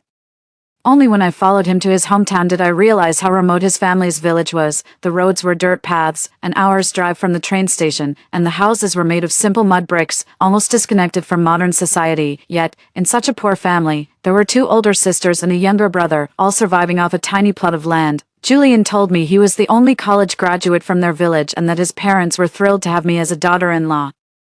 I smiled wryly. His parents had a right to be happy. After my parents died, they left me 2 properties and a substantial inheritance. How could his parents not be pleased? Since I arrived at his home, I hadn't felt the warmth I expected, but instead faced quite a bit of hostility. They subtly hinted that I was too old, found it unfortunate that my parents were deceased, and at 27, still unmarried, considered me a tough sell if Julian hadn't liked me. Nobody in the village would have dared to marry me even with a hefty dowry. Seeing I hadn't moved, Julian realized something. After all, we weren't married yet, and any negligence at this time could spoil everything he was hoping for. He immediately got up, came over, and helped me out of bed. "Kevin, this is your first visit. My parents don't know what fillings you like in your dumplings, and they were worried you might not be accustomed to the food. They wanted you to join in making dumplings as an excuse to chat and find out your preferences." Julian always had sweet words at the ready. I withdrew my hand and nodded at him. "I'll go right away." Getting up from the bed, I carried my cup and ran to the yard's corner to wash up. While I was washing, just beyond the wall at the cooking area, Julian's mother was picking chives, and his father was chopping meat. The two of them worked while laughing, as if they were discussing some joyous news. Just a bit closer, and one could overhear the old couple plotting something. "Has that girl not woken up yet?" Sigh. "City girls are lazy. Who knows if she'll be able to take care of Julian?" "Don't worry, there's nothing she can't learn. Once she marries Julian, I'll have plenty of chances to teach her." "Have you forgotten how your mother used to boss me around when I married into your family?" Julian's father didn't respond but changed the subject instead. "I was thinking, once Julian gets married, Leo should also go to the city to find someone. It's not easy to find partners in the city. Julian says they demand both money and a house. Not everyone is like this girl, left with a hefty inheritance after her parents died. It's like a gift from heaven. What's there to worry about? Once Julian marries her, the inheritance will be ours. I heard there are 2 houses involved. Once they get their marriage certificate, our whole family can move there, leaving this old village where we've lived for decades to finally enjoy some good fortune. Do you think she'll agree to that?" "Why wouldn't she?" Julian proposed with a diamond ring worth 100,000 to secure her. Julian's mother widened her eyes in shock. "How much?" That reckless boy, not thinking of his days ahead. With that money, couldn't he have helped his brother instead of buying that girl a useless ring? At this point, Julian's father chuckled. "It's rented, costing 200 a day. Otherwise, do you think that girl would have agreed to come back with Julian for the new year? After the new year, once they get the certificate, he'll just return the ring, though it's a bit of an expense. Once the certificate is signed, and the houses are transferred to him, it won't be a loss. She's not a fool. What if she finds out? We'll just say she lost it herself, then she'll owe Julian for his heartfelt gift, and when that time comes, what could our family possibly ask for that she would refuse?" Listening to their plan to swindle her without lifting a finger, I leaned against the wall and sneered. This family's true colors were exactly the same as in my previous life, in my past life. Hearing this would have enraged me enough to argue fiercely with Julian and even book a return train ticket on the spot, planning to cut ties forever, but this time, I restrained myself. After all, compared to what was about to happen in the future, this was nothing. Nobody knew that I had been reborn, nor could anyone imagine that in a few days, the train back to the city for work would turn into a train of doom, and this spring festival would be the last one in human history, in my previous life. I was too caught up in giving Julian the cold shoulder on the train and failed to notice the snow outside getting heavier. When I woke up groggy after 3 hours of sleep, I realized that the train had been forced to stop amidst the mountains due to heavy snow. The train repeatedly broadcasted messages, asking everyone to stay calm and reassured us that help would soon arrive. However, this help did not come until the afternoon of the next day. By then, the temperature outside had plummeted from -10 to -40 degrees Celsius. As the temperature outside dropped lower and lower, the passengers in the train car finally realized something was amiss. Everyone kept refreshing their phones and discovered that a cold snap had paralyzed the entire world. This sudden heavy snow had almost submerged all cities within a few hours. Talking about rescue was futile. It was uncertain if anyone outside was even alive. As the outside temperature gradually dropped to -70 degrees, the train's electrical system finally gave out and collapsed. Instantly, the entire car was engulfed in cold and darkness, and the temperature inside plummeted below freezing. It was then that the atmosphere on the train began to turn eerie. By the 3rd day, some people couldn't hold back anymore. The first to cause trouble were a group of construction workers. These individuals, who hadn't bought seat tickets, had been sleeping under the seats since midnight. A girl sitting above was frightened when a worker touched her calf in the middle of the night and immediately called the police. This incident made the workers take note of the train police's location. At the onset of the incident, they sneaked into the police office in the middle of the night. The policemen on shift were collectively murdered by them, and with guns now in their possession, their true nature emerged, using the guns They coerced everyone in the car to hand over the supplies from their luggage, supposedly for equal distribution, but in reality, anyone who refused was shot on the spot. The girl who had called the police was the first to be executed. Seeing the girl thrown out of the train, her blood barely had time to flow before it froze, shocking everyone into compliance as they handed over their belongings one by one. With the guns, they drove everyone out of the dining and business cars, sealed all windows with coats and blankets, and hoarded the looted supplies in the dining car. Anyone who wanted food had to continue to trade their possessions for it. Some traded their cotton shoes to avoid starving, others gave up a lighter for a pair of cotton shoes. In such times, money and valuables were worthless. Even if banknotes were scattered throughout the car, they could at best serve as fuel for warmth. Julian, for a bit of food, traded his last thin fleece jacket. Later, nearly frozen to death, he traded me for a tattered cotton coat to get something to wear. To survive, I submitted. I was placed in the first-class area, only brought into the cabin at night to warm up and eat while they committed their crimes. Otherwise, I dared not move from the first-class area. During that time, I found out why these workers were so bold. It turned out that each of them had a history of murder, and the IDs they used to board the train were not their own. The resources in the car were limited, and after 3 months, the number of people alive inside decreased while the number of corpses outside increased, until the food inside the car was almost completely depleted. Soon, they turned their attention to the women and children. I will never forget that snowy night. Struggling, I blinded one of them with a chopstick, and was then thrown out of the train by them. Julian, in order to survive, joined them, wrapped in his cotton coat. He just watched from the door. He watched me helplessly banging on the door outside, eventually freezing to death. Unexpectedly, the next second I opened my eyes, I was back 3 months before the cold snap. I desperately hoped it was all a nightmare, a figment of my imagination from premarital anxiety, but the dream felt too real, and I was still terrified. To verify the reality, I drugged Julian with sleeping pills. The moment I unlocked his phone using his fingerprint, I was shocked. In his chat history with his parents, they had already planned to seize my family's property. I even consulted with insurance companies about accident insurance and secured a policy for millions. The diamond ring that Julian once flaunted in the luxury store, just as his parents mentioned in my previous life, turned out to be rented for a daily fee of 200 yuan, and I knew exactly from where it was rented. At that moment, I broke into a cold sweat, realizing that everything was true. I had no time for sorrow. While Julian was sound asleep, I immediately returned the ring along with its receipt and box to the luxury store and got a refund at 80% of the price. With the money in hand, I quickly took the deed to our house, which they had long coveted, and secured a mortgage loan on it. I also liquidated all the inheritance my parents had left me. This time, I wasn't just going to survive, I wanted Julian to pay. In my previous life, the cold wave had come suddenly, but had that train not been crossing the mountains at the time, it would have been instantly buried by the heavy snow, and there would have been no survivors on the train. But why did the temperature outside the train only begin to drop a full day after the external temperature had already plummeted to -70 degrees? I suspected there might be some unique geological features in that mountain area.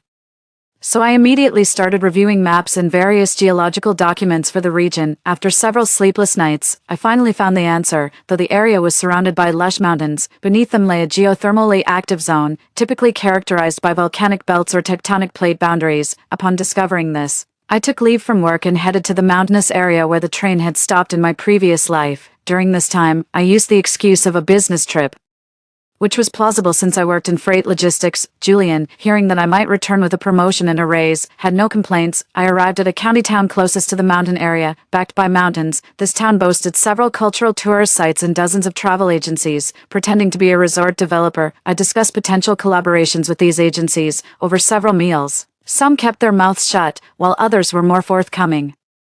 After a week of surveying and visits, I discovered an abandoned resort that was rarely visited. According to local travel agents, the resort was initially a private manor secretly built by the former county mayor under the guise of public property. However, just 6 months into construction, the mayor was arrested for corruption, and the half-completed site had been left to decay for nearly 2 years. I wondered why. Given the town was a tourist spot, no one had continued the development. The answer was that the site was situated 7 or 8 kilometers away on a mountain road. Aside from the mayor who intended it for his private estate, nobody would make the trip specially. They even advised me against focusing on that area, mentioning its eerie reputation and mysterious disappearances, possibly due to the mayor disturbing something supernatural. To me, such ghost stories were insignificant compared to natural disasters, the more they said. The more determined I was to see for myself, I rented an SUV and drove straight to the abandoned construction site. Climbing the winding mountain roads, I finally reached the halfway point of the mountain and saw the deserted project. Surveying the terrain, I drove the car to the highest point, which, compared to the somewhat imposing small Western-style buildings below, intrigued me more due to a specially paved asphalt road leading up to it. Navigating past various scattered rebar, I finally saw a cave entrance at the end of the road. The entrance was exquisitely made, with two semicircular doors sealed with a cross tape marked with the name of a court, suggesting it was sealed on the same day as the buildings below. The travel agency mentioned the site was intended to be developed as a hot spring resort, but apart from dry pools in the small Western-style buildings, there were no signs of hot springs. Could it be that the real mystery lay within this cave?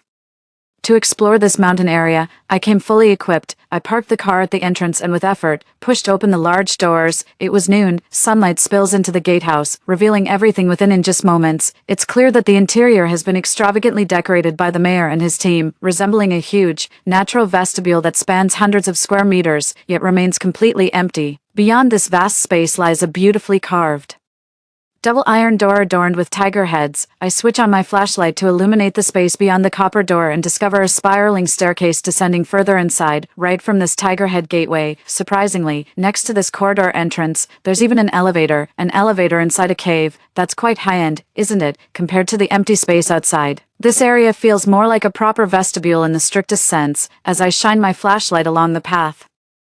The pristine white marble floor appears to be carved from a single piece, and even the stairway's handrails are made of fine rosewood. This mayor must be really wealthy. I shine my flashlight around and spot a small door next to the elevator. Pushing it open, I find myself in the cave's electrical room. Swallowing hard, I tentatively pull down the circuit breaker. The next second, I hear the buzzing of motors starting up, and soon, the entire cave is bathed in light.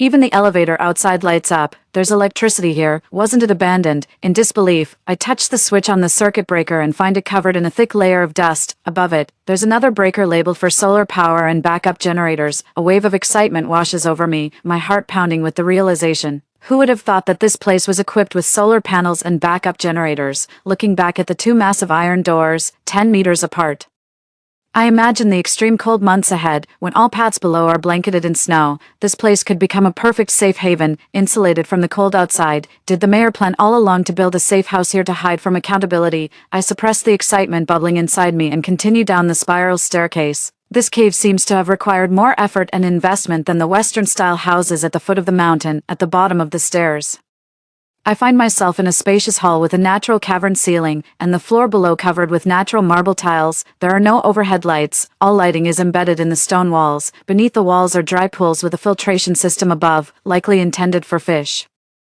The platform above the pools is filled with soil, hosting a collection of long-dead tropical plants that seem to have relied on above light to survive. If not for the lack of water and light for a long time, they might still be alive. The world of the wealthy, with their understated yet lavish designs, truly opens one's eyes. This hall seems to function as a lounge area. Passing through, there are doors on either side. I first enter through a door on the right, finding a corridor behind it that looks rather dirty, lit only by basic lighting. Moving forward, I pass rooms designated as a steam room, a sauna, a KTV audio-visual room, a mahjong room, and a Starlight cinema room, all of which are almost fully furnished. But deeper inside, I find miscellaneous items and paint cans, suggesting the renovation isn't complete. Passing these cluttered items to the very end, I discover that the wooden flooring isn't fully laid out yet, exposing the cave's original rocky structure. Between the warm and moist rocks, there are 7 or 8 small and large hot spring pools. Warm steam rises, and looking up, I see that the cave ceiling remains unrenovated, keeping its original form, with steam drifting through almost imperceptible air currents. It seems there are gaps in the rock layer above that lead to the outside. I bend down and touch the ground. The stones are slightly hot, probably around 40 degrees Celsius. It appears that this is the geothermal area mentioned in the documents. It's like having natural heating. With this, there's no fear of the cold outside. As I passed all the hot spring pools, I discovered a separate space deeper within. However, the lights hadn't been installed that far. It looked as if the area was still under development. I lit a piece of paper and threw it towards that space. As the paper continued to burn, a gust of wind suddenly fanned the flames higher. It seems there's also air circulation here. I confidently walked further inside, paying attention to where I stepped, and even placed emergency wireless lamps on the walls at each spot I passed. After affixing 5 large lamps, I finally reached the end of the cavern. Looking up, I was astonished to see a beam of glaring sunlight shining down through a large crack at the top of this vast space. I was stunned. Was there actually an open-air space here?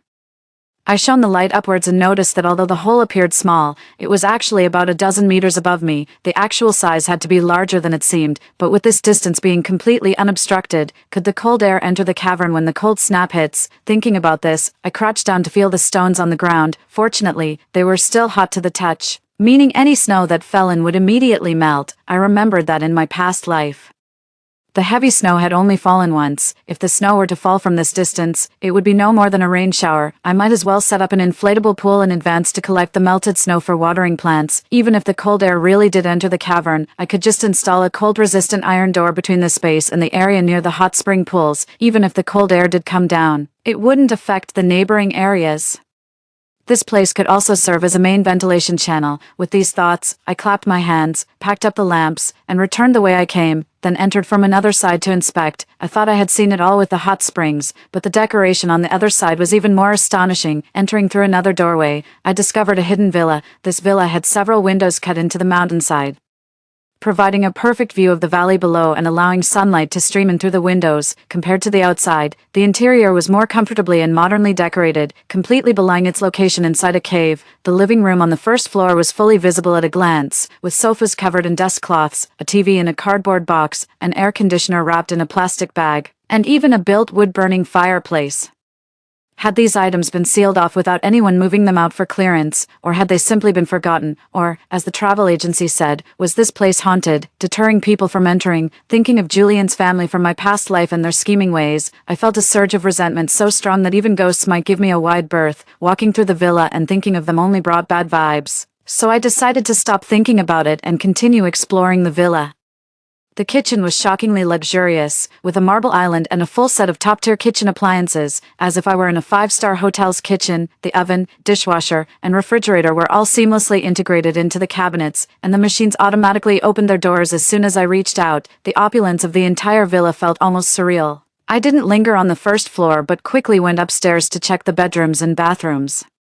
The bedrooms were as luxurious as one might expect. Surprisingly, despite the place being sealed for 2 years, the toilet in the bathroom still flushed. I tapped on the pipes for a long time, puzzled about where the water was coming from, until I ran the water in the sink and felt its warm, smooth flow. When the water carrying a sulfurous odor gushed out, I was momentarily speechless. To such an extent of luxury, they were using hot spring water to flush toilets and the drainage. I tapped along the pipes all the way back to the first floor in search of their destination, only to discover that the pipes led to a specific spot inside the rock wall, likely a specially constructed sewage system. It seemed this villa was probably the most well-appointed place in the entire cave. There was a sense that once the appliances were installed, one could simply pack up and move in. Such a massive project, half-built and unexpectedly abandoned, had fallen into my hands at a bargain. 5. I must admit, this cave is perfectly suited to be a base, hardly needing any further development. Having reaped a substantial harvest this time, I retraced my steps, switched off the main power, locked the iron gate, and resealed it. After completing everything, I drove back to the town, rented a yard, 5 freezers, and a large truck, and then began a 2-month preparation phase. First was the safety of the residents. Although the rock layers provided effective insulation, the thermal performance was significantly reduced due to the windows in the villa area, with temperatures dropping to -70 degrees. Ordinary windows couldn't cope, necessitating a switch to more durable, low-temperature-resistant organic glass. In my past life, I survived 3 months, which meant it would be at least that long before any external rescue could be expected. I had to prepare for a prolonged ordeal, making power and water supply all the more crucial. Solar heating panels could withstand temperatures down to -40 degrees. To keep them operating longer, they'd need to be attached directly to geothermal rocks. Compared to this possibility, stocking up on diesel generators seemed more reliable, although I still ordered additional solar panels should the day come when the diesel runs out. Considering using open spaces for solar energy generation wouldn't be too late, it's always best to have a backup plan for the water supply. I directly purchased front-end filters and water purifiers, preparing a large stock of filter materials to ensure at least 10 years of usability. Only after setting up the infrastructure did I begin to consider the easiest part, stocking up. Behind the hot spring, there was a sunlit area above a rocky surface with natural geothermal heat. If I transported fertile soil there, growing vegetables should be feasible. I could also keep some chickens there, who would thrive on a regular diet of grains. Speaking of grains, staple foods like rice and flour would be the most scarce, diminishing as they were consumed. In extremely cold weather, growing wheat and rice was particularly challenging, so I had to store enough of these essentials. With this in mind, I immediately ordered tons of grains and oils from a food factory, receiving shipments by day and transporting them to the mountain at night. Dried vegetables and various military-grade canned goods were emergency foods and the most durable for storage. I transported all these supplies by truck and stored them in the villa's underground cellar, which was originally a wine cellar. The county mayor had been arrested too early, and the wine had not been stored yet. Since it was empty, I figured it was better to stock it with non-perishable items, besides basic foods. I also ordered biscuits, candies, and instant beverages in batches, soon.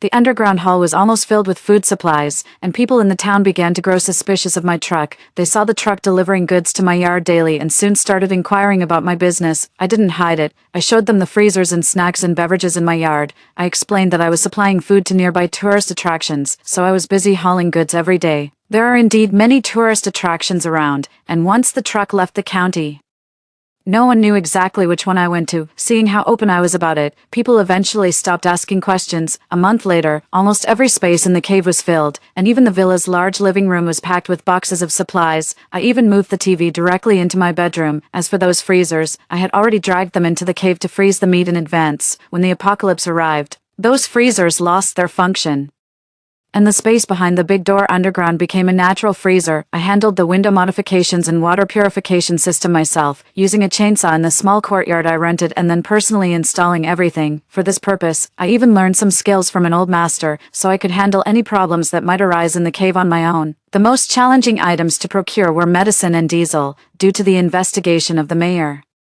The nearby gas stations were too scared to engage in any shady deals. I had no choice but to drive a large truck to fill up with fuel and then siphon it into barrels. After frequent visits, the gas station owner finally dared to accept my 10,000 yuan, secretly filling up a truckload of fuel barrels for me in the middle of the night. As for the medicines, I didn't have a license to buy in bulk, and since these items have expiration dates, I simply took a bit more each time from the local pharmacies. By offering a bit extra money, I could even get prescription drugs. 2 months quickly passed, and Julian started to get suspicious. I realized I couldn't keep it hidden any longer, so I loaded the last batch of daily necessities onto the truck and drove it to the parking lot outside the train station, then took the train back to the city. Over those 2 months, I visibly lost quite a bit of weight and even got a bit tanned.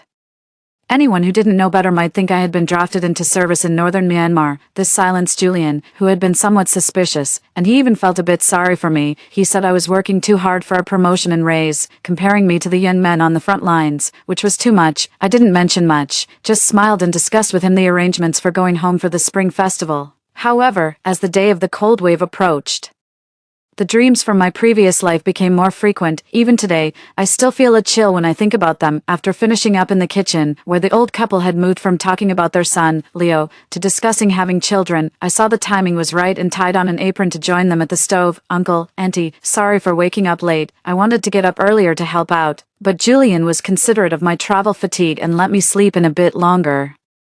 I hope you don't mind. Seeing me come in with a smile, the old couple exchanged glances and warmly welcomed me. No need to mention it. Our Julian is very considerate. You're lucky to marry into our family. Hearing this, I scoffed to myself. Lucky? I might not even survive. I heard you don't know how to make dumplings. Before Julian settled down, it was always his dad and mom who made them. Now that you're getting married, you really should learn.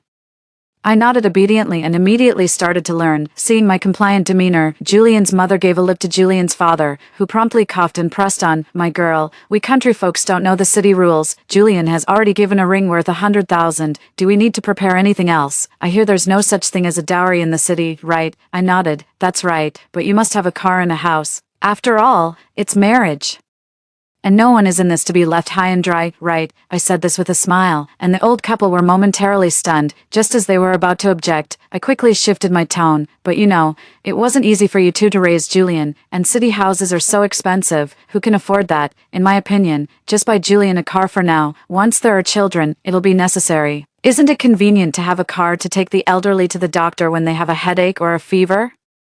As I clumsily shaped a dumpling, Julian's mother was too taken aback by my comment to criticize me. How much does the car cost? It won't cost much. Definitely cheaper than that diamond ring. You can get one for around 50 or 60,000. 50 or 60,000. Upon hearing this, Julian's mother's expression soured immediately. She would find even 5 or 600 too expensive. Julian's father, who had seen more of the world, knew well that a small car costing 50 or 60,000 was nothing extraordinary in the city, and quickly tried to smooth things over. Of course, it's necessary. Don't worry about it. Julian's mother glared at him, then snorted coldly at my dumpling attempt. This girl can't even make dumplings properly. How can she manage daily life? You better learn properly. I picked up another piece of dough and continued making my dumplings, pretending not to hear.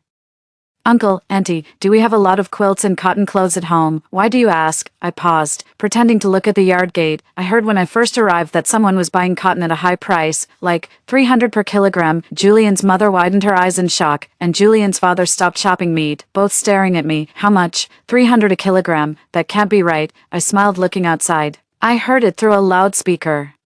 They should still be at the village entrance, but we still need our quilts and clothes. Let's just take it as a joke. To my surprise, Julian's mother stopped making dumplings, quickly dusted off her clothes, and ran towards the village. Soon after, she returned, panting and directing Julian's father, Julian, and even Leo, who was still lazing in bed, to load all the quilts and cotton clothes they could onto a cart and took them out. Julian was the most confused, left alone in the kitchen. He looked puzzled. What are they doing? Is someone really buying cotton? During the New Year celebrations, who would be buying cotton? I squatted by the stove, leisurely shaping my flour dumplings, and smiled slyly. What else could they be doing? They're out earning a dowry for you. True enough, soon Julian's mother returned jubilantly with a stack of thick 100 yuan bills along with Julian's father. Seeing the money, Julian's eyes bulged. We sold 55 kilograms for 17,000 yuan. Leo, rubbing his eyes, frowned. Mom, you sold all our quilts and clothes. What are we going to cover with tonight? Yeah, Mom, it's the new year, and you've sold all our bedding, and there's nowhere to buy replacements. Julian's mother glanced at them and handed a bag of roasted peanuts to Leo. Go borrow a couple of quilts from old Joe next door. His son isn't coming back for New Year, so no one's using them. Hearing this, I stood up. Just borrow one quilt. Julian, my boss said I need to start work early. I'm leaving tonight. Are you coming with me? He said he could book us 2 business class seats. Julian frowned. But the new year isn't over yet. Julian's father looked angry. What kind of boss asks people to work over New Year? How much is he paying to order people around like this? I nodded. Not much. Just 50,000. But I thought it would be enough to buy a car. And it would save your parents any trouble. Julian's mother's eyes lit up upon hearing this. Oh, work is most important. Julian, what are you waiting for? Hurry up and help your wife pack up. Oh, and that roast chicken, roast duck, sausages, cured meat, and 2 buckets of free-range chicken eggs, all packed for you by your mother. These are eggs from our own chickens, very nourishing. Upon hearing this, Julian sprang into action. However, seeing all the newly purchased poultry and meats being packed into the luggage, he felt a pang of guilt. Taking all this, what will you eat? Julian's father glanced at the suitcase and then at the handful of cash in Julian's mother's hand, waving dismissively. Don't worry, we still have dumplings. We won't starve. Without any guilt, I grabbed our belongings and boarded a car that had been arranged from the neighboring town earlier than planned. Just before getting into the car, Julian's mother finally pulled Julian aside and stuffed 200 yuan into his hand. Hurry up and soothe her. Get the certificate sorted. Once she's pregnant, everything will be yours. Do you hear me? Her voice was neither too loud nor too soft, loud enough that even the driver in front heard it. He glanced at me through the rearview mirror, seeing me engrossed in my phone without looking up. He pursed his lips and chose not to say anything. Julian and I traveled by car to the train station and with our luggage, boarded a train we had booked in advance. The train was exactly like the one in my past life, only this time, we directly entered the business class area that was occupied in my previous life. It was spacious and warm. Soon, I took off my down jacket and casually helped Julian out of his jacket. Neither of us had eaten lunch, so we immediately went to the dining car and indulged in a hearty meal.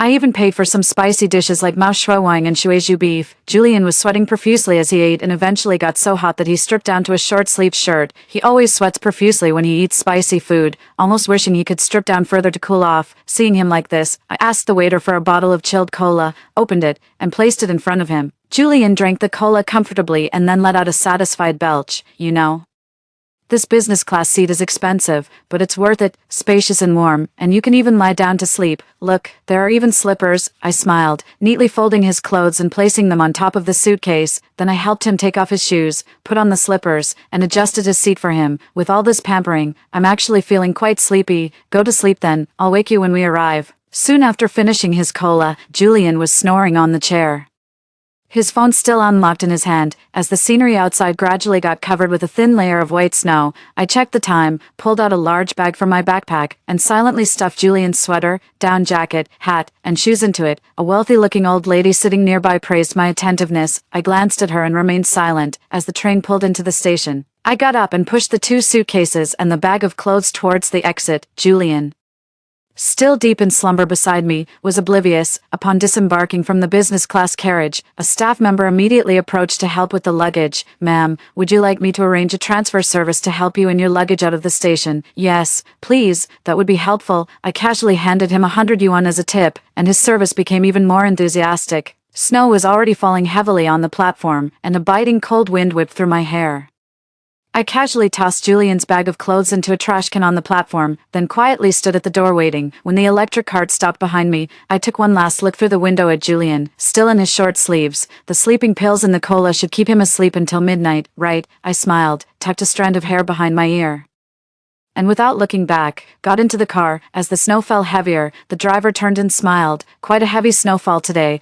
Madam, where do you need to stop? Surface parking lot number 3, thank you. Upon arriving at the parking lot, the ground was already covered with a thin layer of snow that looked like salt. As the small electric cart disappeared into the heavy snow, I finally stuffed my luggage into the passenger seat of the large truck, climbed up, and without a moment's delay, started the vehicle and left the parking lot. The roads were mostly empty, as no one would typically travel to this county town during the spring festival. Looking at the mountains surrounding me, I let out a sigh. If my timing was right, in 6 more hours, the entire world would be engulfed in heavy snow. Despite this, the snow outside the window was already falling heavily. The windshield wipers were continuously in operation, and the snow accumulating on them was getting thicker. Without the snowstorm, it would usually take only an hour and a half to drive from the train station to the county town and then from the provincial road into the mountains to reach my destination. But now, with the snow getting heavier, my truck speed was significantly reduced, and the journey was expected to take at least twice as long. In fact, if I hadn't decided to return to my hometown with Julian,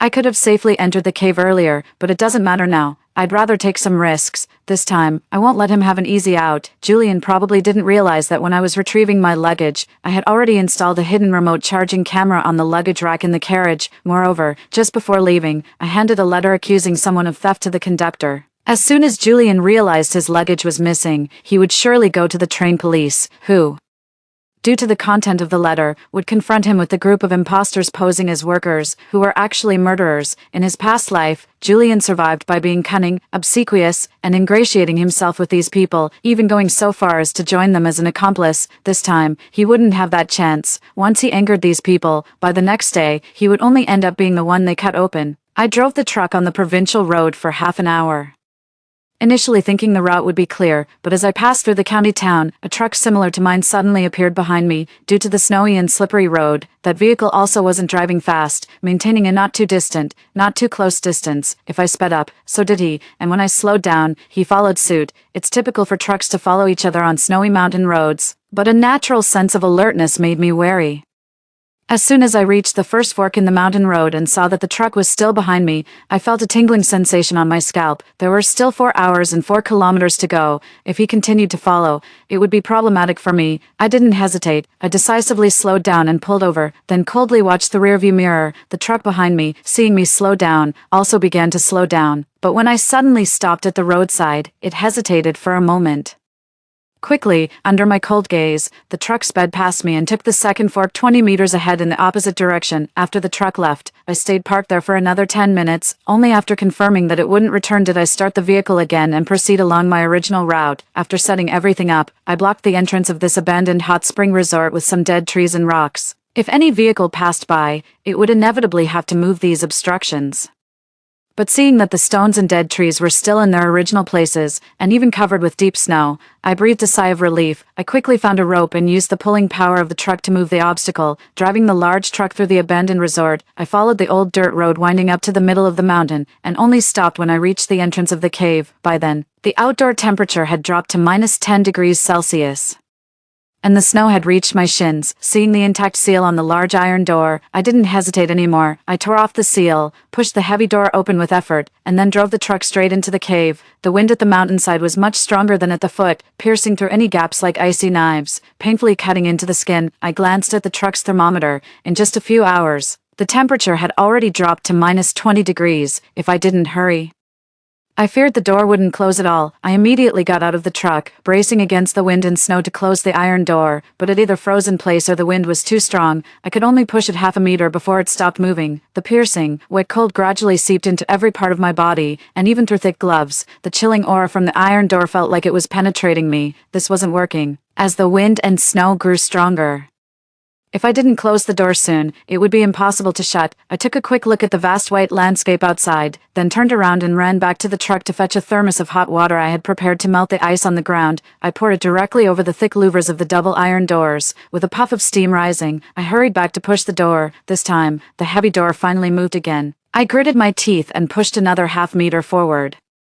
But a gust of wind resisted, and I couldn't close it completely. The 1-meter gap left between the two doors was visibly filling up with snowflakes. In no time, the snow would likely freeze the door shut again. I glanced back at the truck, bit the bullet, and poured the rest of the water on the door, then immediately reversed the truck and slammed into it. With a loud bang, the heavy iron door finally shut tight. In an instant, all the howling wind and snow were blocked outside, leaving silence.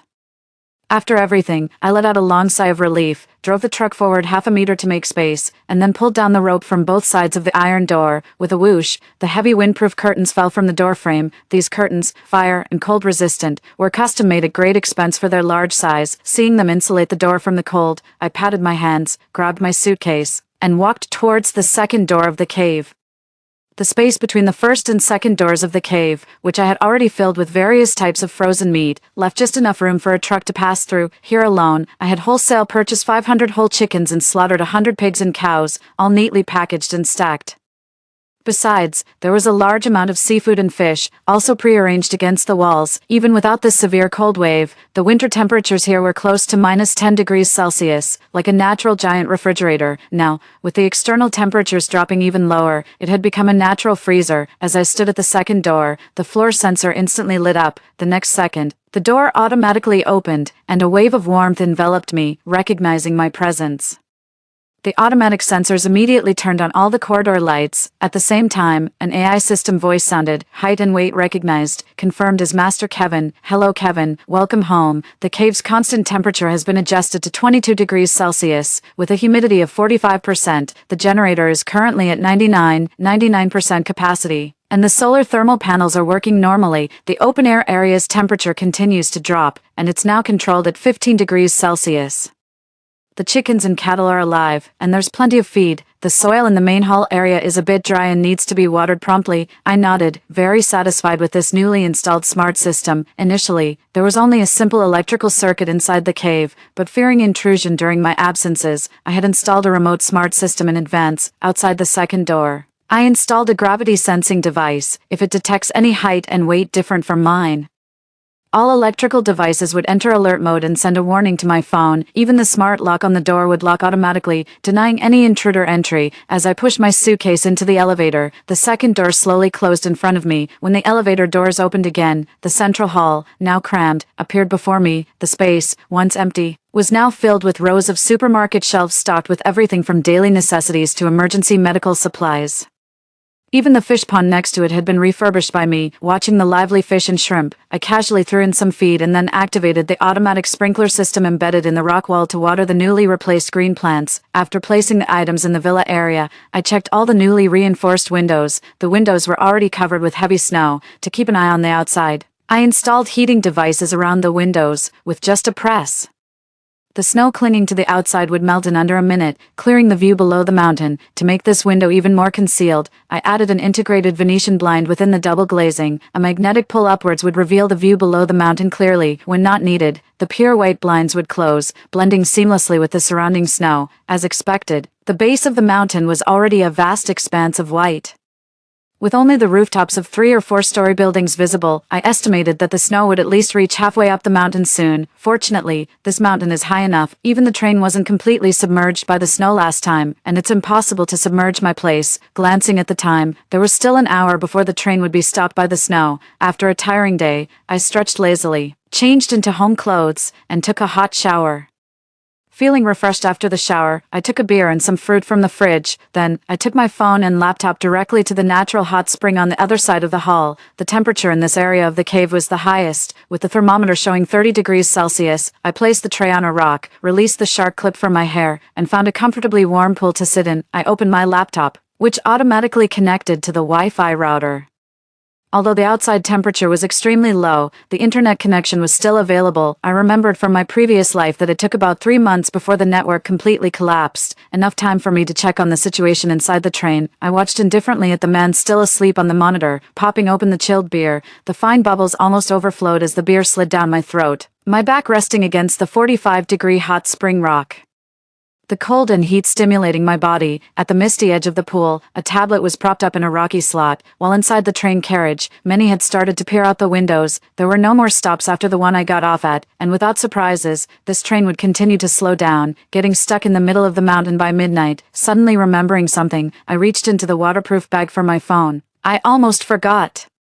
I had installed a temporary surveillance system in Julian's family's old house, halfway up the mountain. The snow wasn't likely to engulf it so quickly, but Julian's mother had sold all the thick clothes and blankets, and I wondered if they had managed to borrow any blankets. The moment I turned on the indoor surveillance, the whole room was filled with coal smoke. It took me a while to make out 3 faces blackened by the smoke. Julian's father, Julian's mother, and Leo were huddled around the stove, rubbing their hands together to keep warm. Surprisingly, the stove was filled with nothing but straw. Normally, straw is used for cooking fires and produces a lot of smoke. Even if they had sold their quilts and clothes, they shouldn't be completely out of coal, right? Just as I was wondering about this, I heard Leo coughing violently through the monitor. Mom, it's all because you traded all our remaining coal for cotton. Now look. We've got no quilts or warm clothes, the cotton hasn't sold, and we have no coal to burn. With all this heavy snow outside, do you want to freeze us to death? Julian's mother shivered as she replied, I traded for cotton because that man was paying $300 per pound, and we had over 50 pounds of it. That's 17,000, isn't that money? Plus, coal is cheap. He said he'd buy as much as we had. So I collected all this cotton. Who knew that by the time I went back? The man would have disappeared. May he be struck by lightning or hit by a car during the new year. Julian's father, smoking his pipe, angrily tapped it on the cotton lying on the heated brick bed. Enough. Have some shame before cursing others. Your greed has overreached. And now look at us, stuck in this freezing weather without even a thick coat. And this cotton can't even make a quilt. You've been swindled. Seeing this, Julian's mother got so angry that she started hitting Julian's father. Fine, blame me, always me. What did I do this for? A lifetime of hardship, all for you, and now you all turn the blame on me, marrying into your family. I've never had a good day. I was just hoping Julian would bring home a wife to take care of me for a few days, and she ran off during the new year, in the midst of Julian's mother's tantrum. A gust of wind suddenly blew open the window, which had been sealed with tape. Instantly, the loose cotton on the bed was blown all around the room, and some even flew directly into the stove. Suddenly, flames shot up, and everyone was forced to jump up. Dear God, that's all money burning there. Quick, put out the fire. As the wind and snow continued to blow in from outside, the scattered cotton quickly caught fire, and soon the old curtains, the bed sheets, and covers were engulfed in a blaze. The room quickly filled with dense smoke and shouting. Not long after, a scream came from the phone. Oh no, the beams are on fire. The house is going to collapse. With that, the phone screen went black, and the signal was lost. While his parents dealt with the fire, Julian was still blissfully asleep in his business class seat, smacking his lips comfortably, even as the food cart passed by several times. The attendants couldn't wake him. But seeing that he was genuinely asleep, they left him be. As I finished my beer, soaking in the hot spring, I let out a relaxed sigh. A good show isn't just accompanied by a drink, but also by snacks. Thinking this, I got out of the hot spring, took my phone and laptop, and returned to the villa area. Warning, the outdoor temperature has dropped to minus 25 degrees, as the system voice alerted me. I placed my laptop on the counter and rinsed the can I just finished, placing it against the wall. The train must have stopped, right? Sure enough, as I took out a box of chicken wings and put them in the air fryer, the people on the monitor woke up. What's all the noise? Isn't this a business car? Why is it so loud? Julian, grumbling, opened his eyes and saw that the people in the car were restless and moving around. Just as he was about to scold them, he was stopped by the sight outside the window. He had no idea when it had started snowing outside. And he hadn't realized that the snow had already buried the tracks. Through the car's interior lights, he could see a vast expanse of white snow nearby, and further away, what seemed like mountains. This wasn't a station. Had the train stopped? What's going on? Kevin, noticing the seat next to him was empty, Julian furrowed his brow and immediately stood up to look around. He walked to the aisle and casually grabbed a man who was packing up his belongings nearby. Hello, have you seen my wife? She was just sitting next to me. The man, already extremely irritated, shook off Julian's arm upon hearing this. Next to you, that seat has been empty the whole time. Besides, with everything so chaotic now, who knows where your wife went? Move along. Julian was stunned. He distinctly remembered that when they had boarded the train, this man had been gentle and modest. Why had he suddenly changed? Looking around, he saw people comforting children and crying on the phone. A bad feeling suddenly overwhelmed him. Before he could think further, an announcement came over the loudspeaker. Dear passengers, we regret to inform you that due to the cold wave, the temperature outside has dropped to -25 degrees. The train is currently seeking help from outside. For your safety, please take care of your children and wait in your seats. All train staff will do their utmost to ensure your safety. -25 degrees, Julian gasped in shock. Only then noticing that his arm felt unusually cold, he instinctively reached for his coat on the seat, but his hand grasped only air. Looking down, he realized his sweater, down jacket, hat, and cotton shoes had all vanished. Where were his clothes? Right, Kevin must have packed them up. With such a big incident, where had she run off to? Julian's face darkened, and he immediately picked up his phone to call me. What he didn't know was that my SIM card had already been discarded on the platform when I disembarked. Hearing the power-off tone from his phone, Julian furrowed his brow. Looking around in confusion, his gaze landed on 2 transit police officers. The officers, accompanied by a few ragged workers, were heading toward the police office. Seeing them as a lifeline, Julian quickly rushed up and grabbed one of the officers' hands. Officer, please help me. My wife, luggage, and clothes are all missing. The officer looked him up and down. Are you Julian? How did you know? In the middle of speaking, the officer pulled him along. Saves me the trouble of finding you. Come with us to the police office. The workers, who had been looking down, perked up at the mention of Julian's name. A man with a scar on his face looked up at Julian. Did you write that letter? The man's gaze was menacing, causing Julian to shiver in fear, quickly replying, What letter? I don't know anything about that.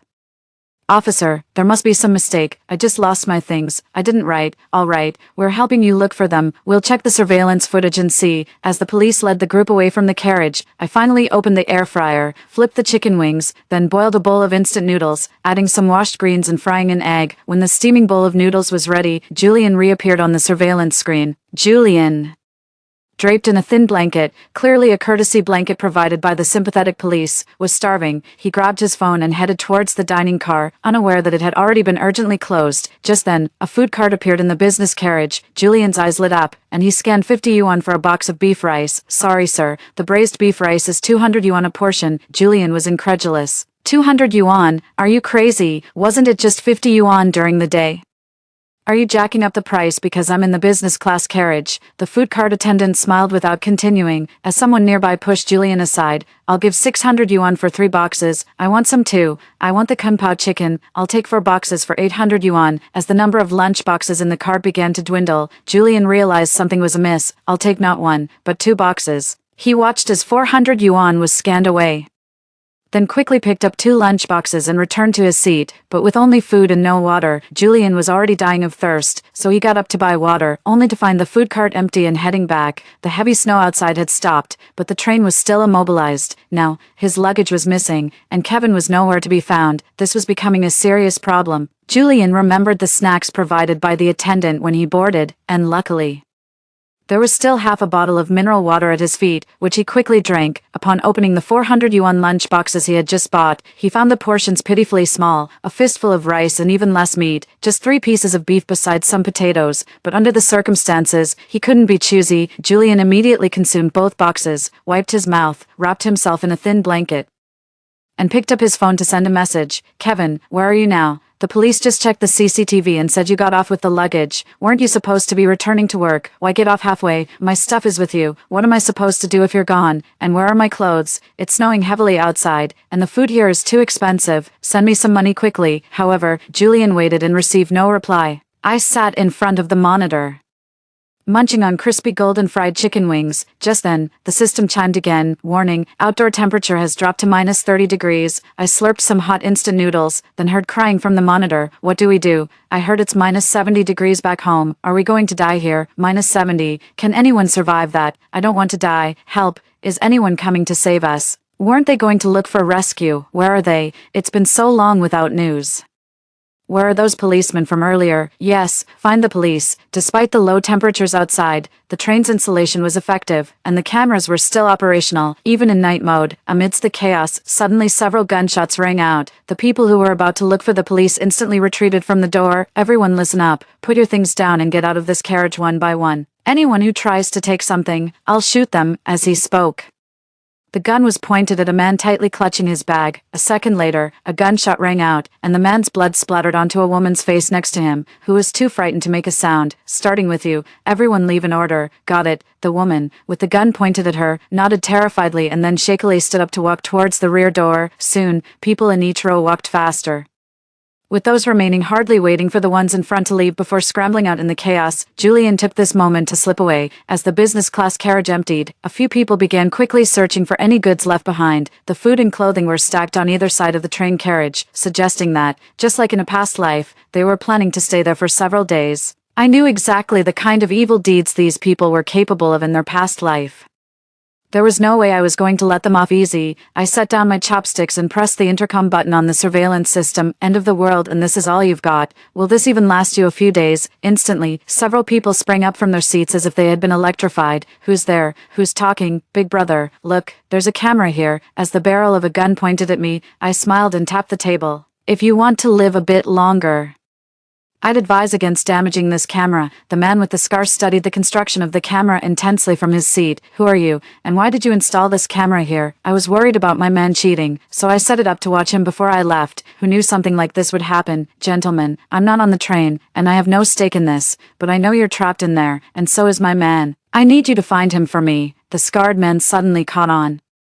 What's it to us? Why should we help you? You're trapped in here. In a few days, you'll run out of ammo and food and eventually freeze to death. But my man is also in here. How could I let him die? I need him alive. Think about it. If you stick with him, you might just survive this together. Realizing the sense in my words, they exchanged looks. We're trapped in the mountains now. Where are you? My man's name is Julian. Find him, and I'll give you my location. It's already minus 70 degrees further north, but thankfully you're in a dip in the mountains where the temperature hasn't dropped so fast. Take advantage of the current temperature before you can't leave, or when the train's power system fails, you'll end up in a natural outdoor ice coffin. The scarred man's face grew serious, and he quickly pulled the others aside for a small meeting. They walked a bit away, thinking I couldn't hear them, underestimating the microphone. Is what this woman's saying true, brother? It's true. The news outside reported it. Many places are buried. Only underground garages, bunkers, and such are still livable. Our carriage is all windows. Once the power system collapses, we'll die too. Doesn't matter. As long as her man is here, we can hold him and she won't dare lie. Let's go. As they rushed towards the other carriages with their guns, I calmly continued eating my noodles. By the time I was on my third chicken wing, they indeed dragged Julian in front of me. My wife. Impossible. Her phone has been off when I tried calling her. I raised an eyebrow and immediately video called Julian. As the screen lit up, a haul full of supplies appeared in front of everyone. Before they could get a good look, I switched the camera to the front and continued munching on my chicken wings right in front of them. Julian's eyes widened. Kevin, where are you? I've been looking for you for so long. How did you get off the train? Where did you go? I shrugged at the man on the screen. Our boss suddenly tasked me with transporting some goods at the last station. I saw you were sleeping so deeply. I went ahead. Now you see, I'm in our company's underground warehouse, not far from you. I heard it's getting colder outside. Come find me. With that, I sent him my location. I marked our location on the map. When everyone checked, they realized it was 3 kilometers from the train. Soon, they all looked troubled. Under normal circumstances, it didn't seem far, but now with the heavy snow reaching nearly waist-high, those 3 kilometers felt incredibly distant. The temperature outside is dropping again. If we don't leave now, we won't be able to make it. Julian, I don't care about the others, but you must survive and find me. We have enough food in this warehouse to last us several years. I said as I moved the video feed to showcase the fully stocked shelves. The man with the scar sneered and grabbed Julian by the neck. The way the lady talks, don't worry, we'll make sure your man gets there safely. Just after these words, the video call was disconnected. Seeing the fully stocked supplies behind me, they were definitely tempted. Convinced that I wouldn't leave Julian behind, they immediately began packing. Through the surveillance, I saw them scavenge clothes from the entire car, and soon, even Julian was wrapped in a thick down jacket. As I watched them bundle up like dumplings, sticking heating pads all over and carrying numerous supplies, they waved at the surveillance camera and left the carriage. I watched the scene with a cold gaze and then turned off the monitor. After finishing my meal and cleaning the pots and pans, I put on a winter coat, picked up a notebook, and started to check and record my supplies from the cold storage upstairs. In just 2 hours, the temperature between the first and second doors in the storage area had already dropped to -20°C. The tip of my pen scratched on the paper as my breath formed ice crystals on my eyelashes. I tightened my winter coat next to the shelving, the flashlight beam sweeping over a mountain of rice stacked to the ceiling. 10 tons of premium Northeast rice vacuum packed into 500 bags. It took me a whole week to transport and arrange them. I pushed the cart back and forth between the truck and the cave, arranging the bags of rice neatly. Due to the hurried purchase, there wasn't time to carefully check the dates and quality, but as my fingers traced the production date codes on the bags, the waterproof ink remained clear at low temperatures. These were purchased in batches from 3 different grain storage facilities. Even if one batch had minor issues, it wouldn't be a total loss, as it would likely be years before we needed to consume this rice. After recording the rice inventory, I turned to inspect the steel shelves. 100 lambs, 100 black pigs, and 100 cows were neatly hung on sliding rails, each tagged with quarantine labels. These were not the first supplies we would use. In the freezers below, various cuts of meat were already stored, each type in its own freezer for easy access. Only after we finished the meat in these lower freezers would we take new cuts from the rails for storage. The meat alone took up more than half of the space here, and in the remaining corners, I stored seafood. 50 frozen tuna, 50 frozen salmon, and 50 cod were neatly arranged on wooden racks, where you could even see the ice-crystallized seawater on the fish eyes. I didn't stock too much of these expensive items, as having seafood in a post-apocalyptic world was a luxury in itself. Besides fish, there were crabs, prawns, squid, and shellfish all separately stored in adjacent crates. After recording everything, I finally left the cold storage. To facilitate entry and exit, I placed a vestibule cabinet behind the second door, specifically for storing high-level cold-weather clothing and gear, each time I entered or exited.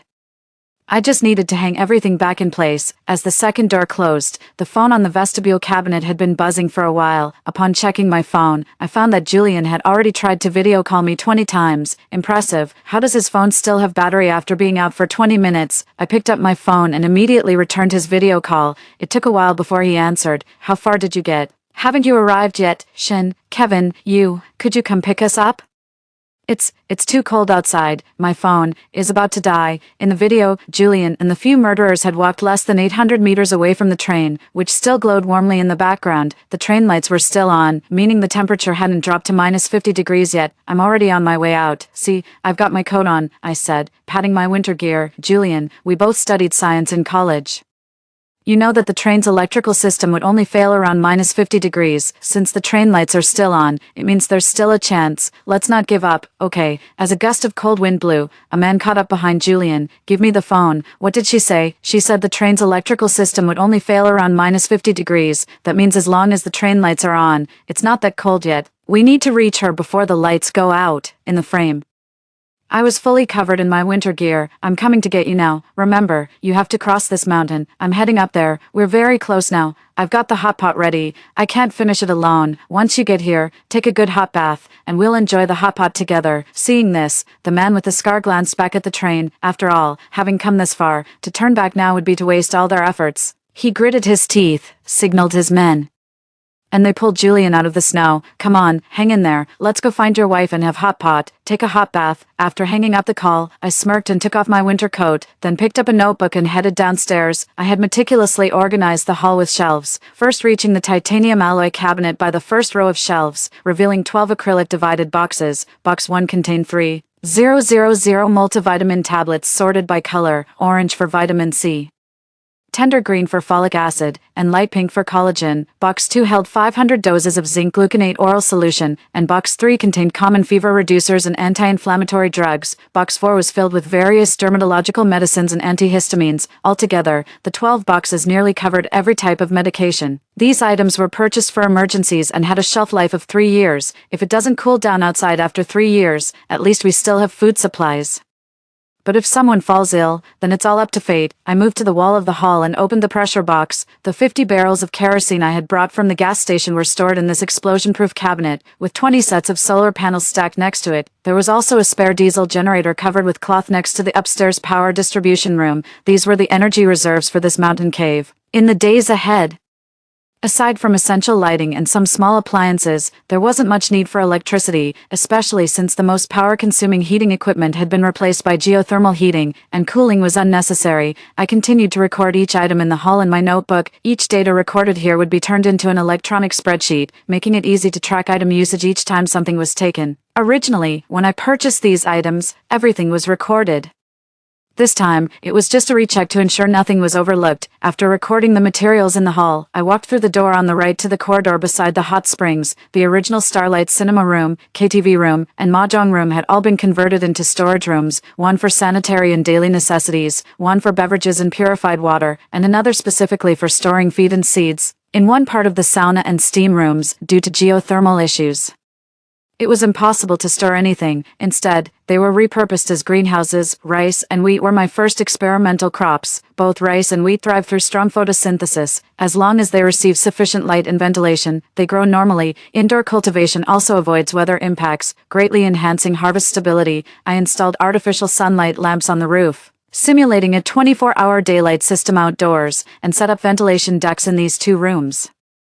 They exchange air daily with the neighboring open cave, making this area the biggest energy consumer in the entire cave system. Leaving these 2 rooms behind, my gaze fell on the last door. Beyond this door was my only connection to the outside world. I caressed the pages of my notebook where I had drawn a resource topology map, suddenly recalling the end of last year when I was at home, holding a coffee and preparing an end-of-year PowerPoint presentation. Back then, I thought the figures on that PowerPoint were my future. Now, the freshly noted figures in my notebook were. I donned my coat and pushed open the large door. A gust of cold air hit me as I stepped outside, the howling wind tearing through the night's chilling -70 degrees. The system recognizes the master entering the open area. Automatic lighting activated. Outdoor area temperature 15, humidity 30%. Wind force less than level 1. Recommended clothing, a sweatshirt. As the lights around the cave lit up, the scene inside came into view immediately. The 2 cows lying in the corner remained indifferent to the light, while the 2 sheep beside them seemed a bit timid. Before I left, I had filled the grazing animals' feed with food, which was now running low. I grabbed some fresh hay from the early prepared feeding shed, noticing that none of the animals rushed to eat. I went to check the chicken coop and saw that the 30 chickens placed earlier were snugly nestled in their straw beds, with the automatic feeder still half full. This confirmed that the system had indeed been feeding on schedule, which reassured me. Looking up, I could faintly see a few stars through the cave ceiling hole, dozens of meters above. It seemed the snow had stopped a long time ago. The hole might look small from the outside, but the sunlight from noon to afternoon could penetrate it, illuminating half of the cave for at least 6 hours. Directly below, I had set up a planting area where I grew various vegetables resilient to low temperatures such as scallions, cilantro, lettuce, spinach, and celery. Around these vegetables, I had transplanted ryegrass from the prairie. This grass is adaptable and can grow in low temperatures, surviving even in harsh conditions, making it a quality forage.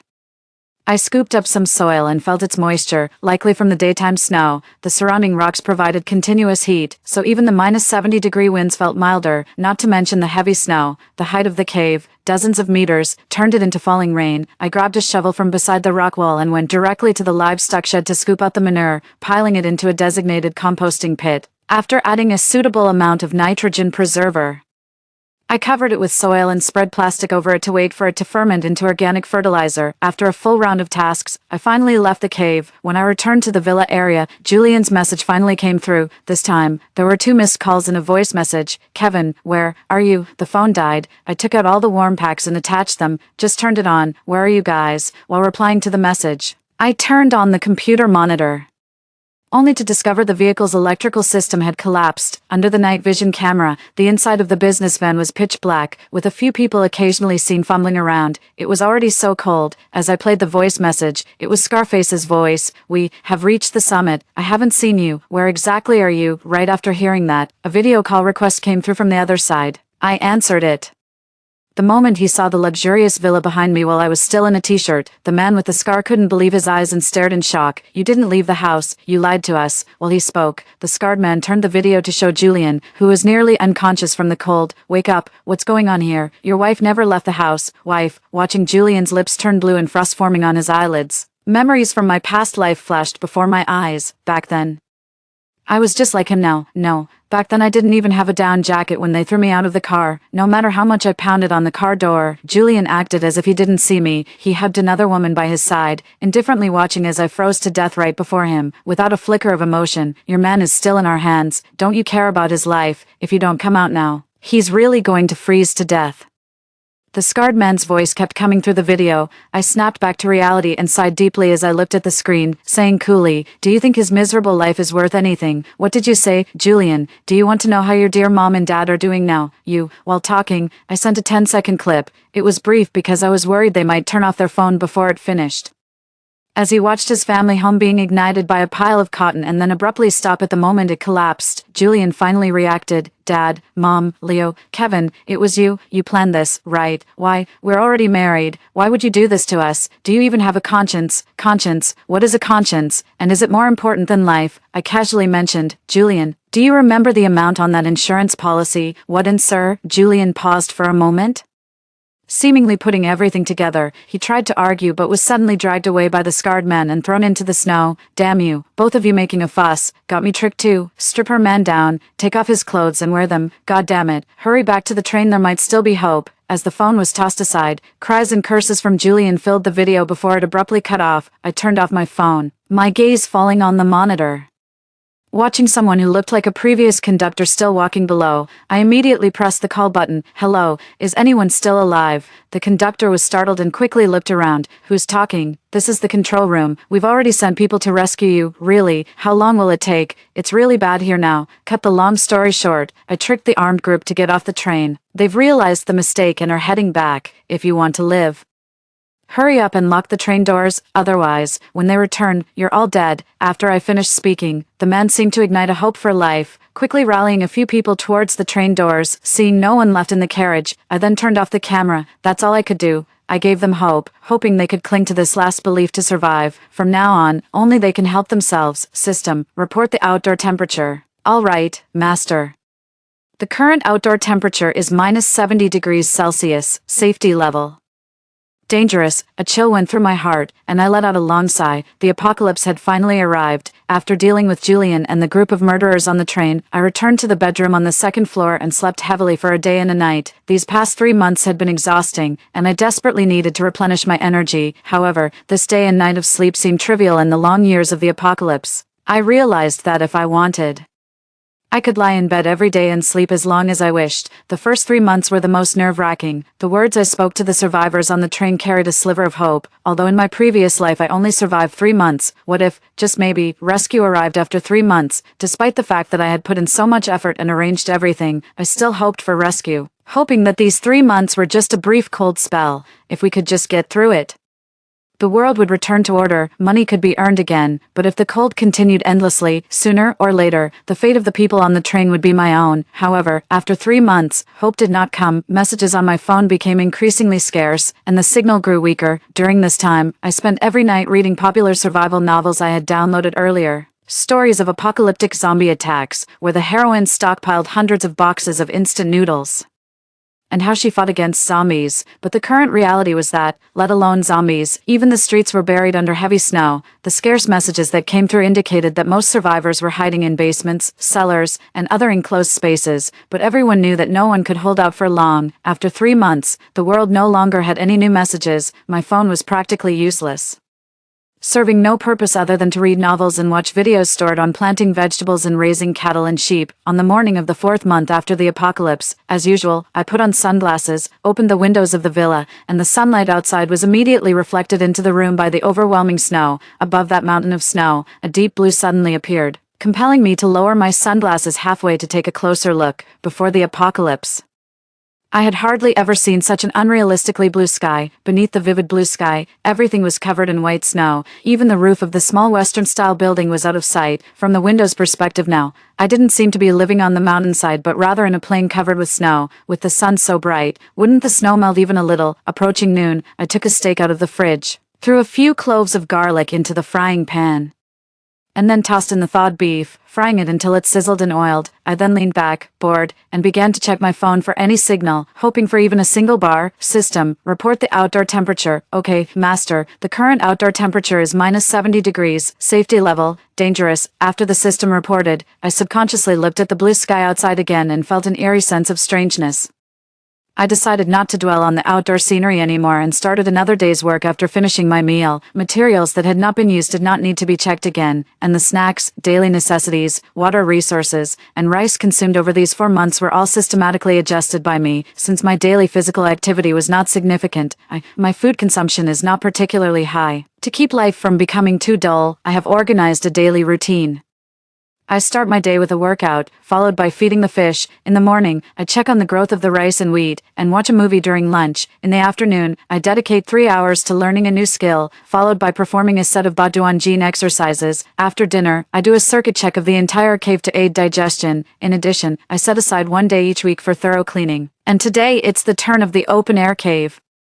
The temperature in the open-air cave stays around 18 degrees Celsius during the day and drops to 15 in the evening, which is much higher than I expected. This is likely because it gets sunlight every day and the cold air is warmed halfway by rising heat. Since I keep living creatures here, I visit daily to check on them, even if it's not a cleaning day. To prevent chicken cholera, the chicken coop is cleaned most frequently, almost weekly. The cow sheet and sheepfold are cleaned every half month, mainly for composting. This time, for thorough cleaning, I chased the chickens out and blasted the entire coop with a high-pressure hot water hose. After the steam evaporated, I sprinkled quicklime powder around to ensure proper disinfection. All the wastewater generated was flushed directly into the drain. I had noticed before that not only does the villa area have a restroom, but the left side of the cave also has sewage pipes installed, seemingly prepared for future restroom construction.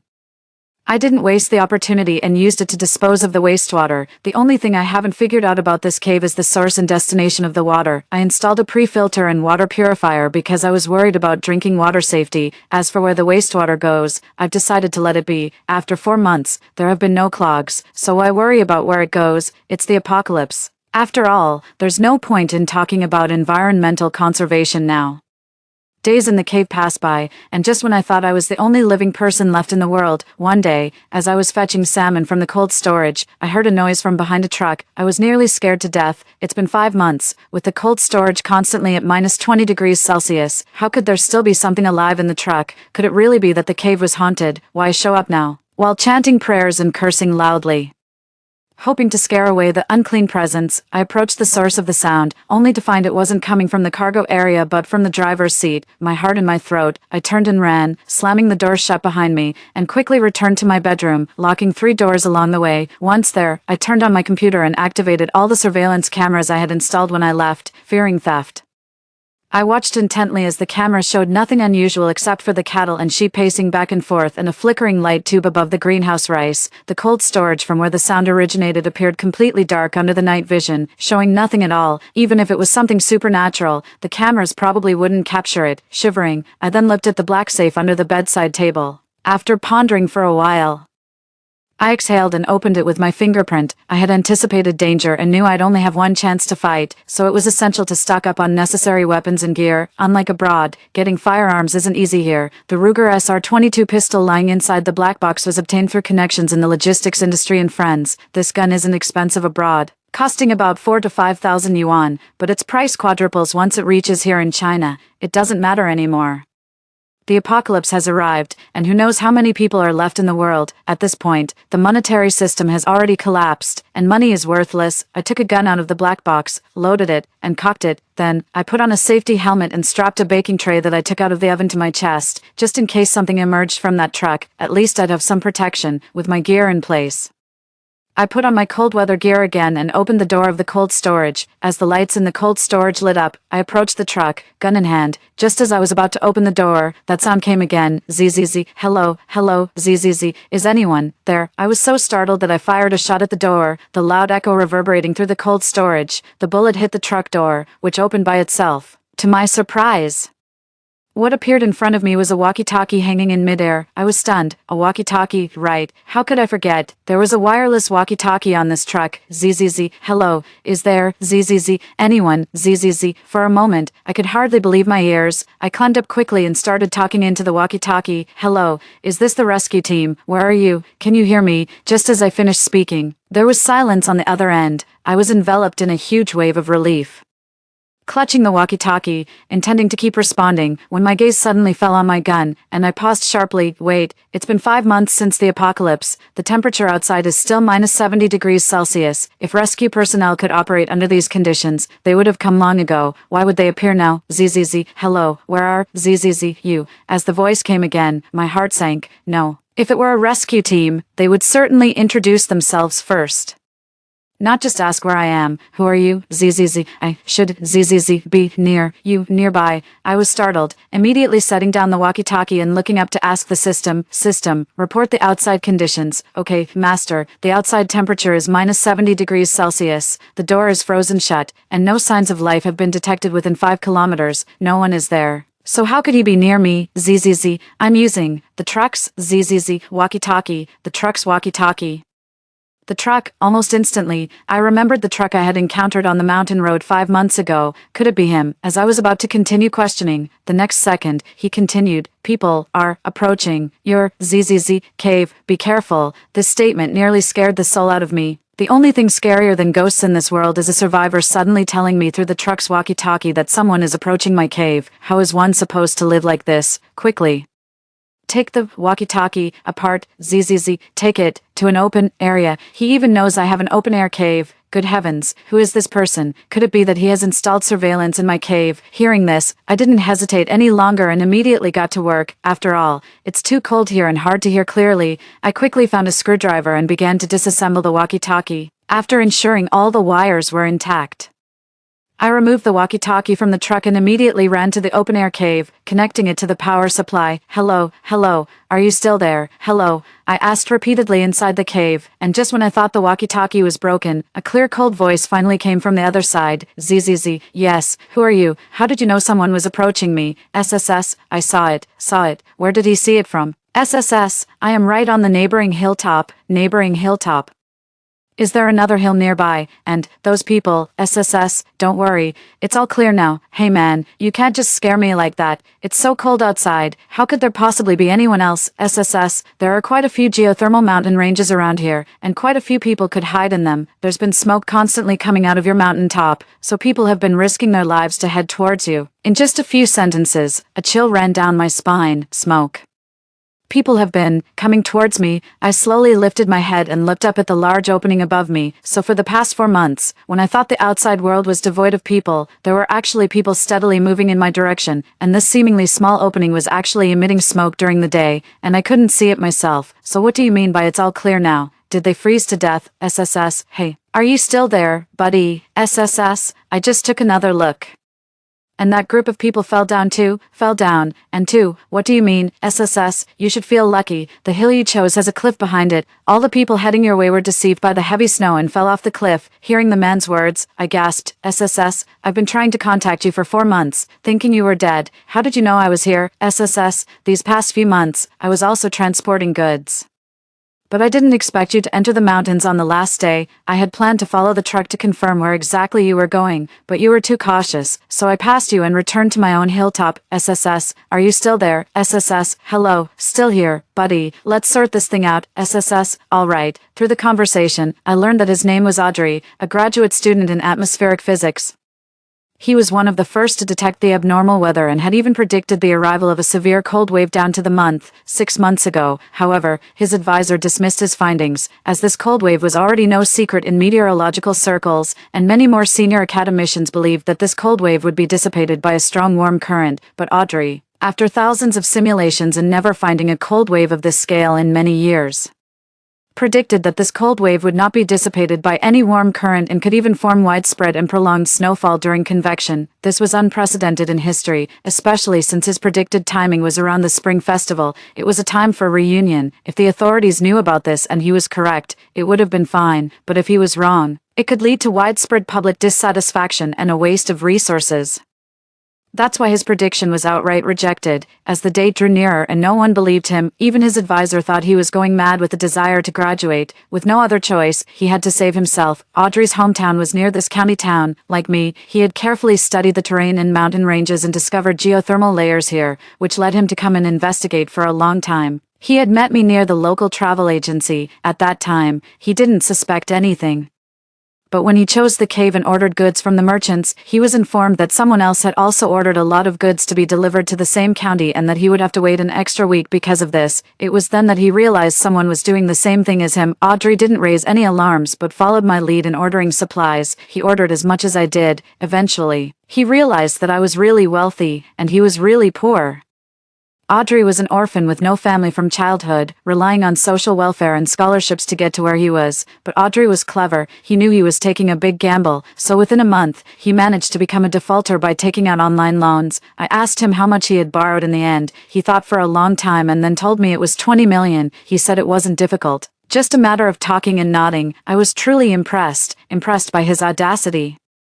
Have you ever considered what you would do if the cold snap only lasted a few days, or a few months? I haven't thought about it. Quite confident. Audrey was about 5 kilometers away from me, 3 kilometers further from the fork in the road I had seen that day. He mentioned that the county mayor had several hideouts like this, having set up several caves. The cave I was in was the last one to be sealed, and they hadn't finished clearing it out yet. His cave had been completed a year ago, and people had even lived in it several times. When he discovered it, it too had been sealed, and everything had been stripped out except for the fixtures. Even dreaming of a color TV was futile. Although he didn't have an open-air cave, his villa had 4 floors, with the top floor featuring a 180-degree floor-to-ceiling window that perfectly framed the smoking mountaintop behind which the mayor had dug the third cave. But that third cave was actually a scenic spot.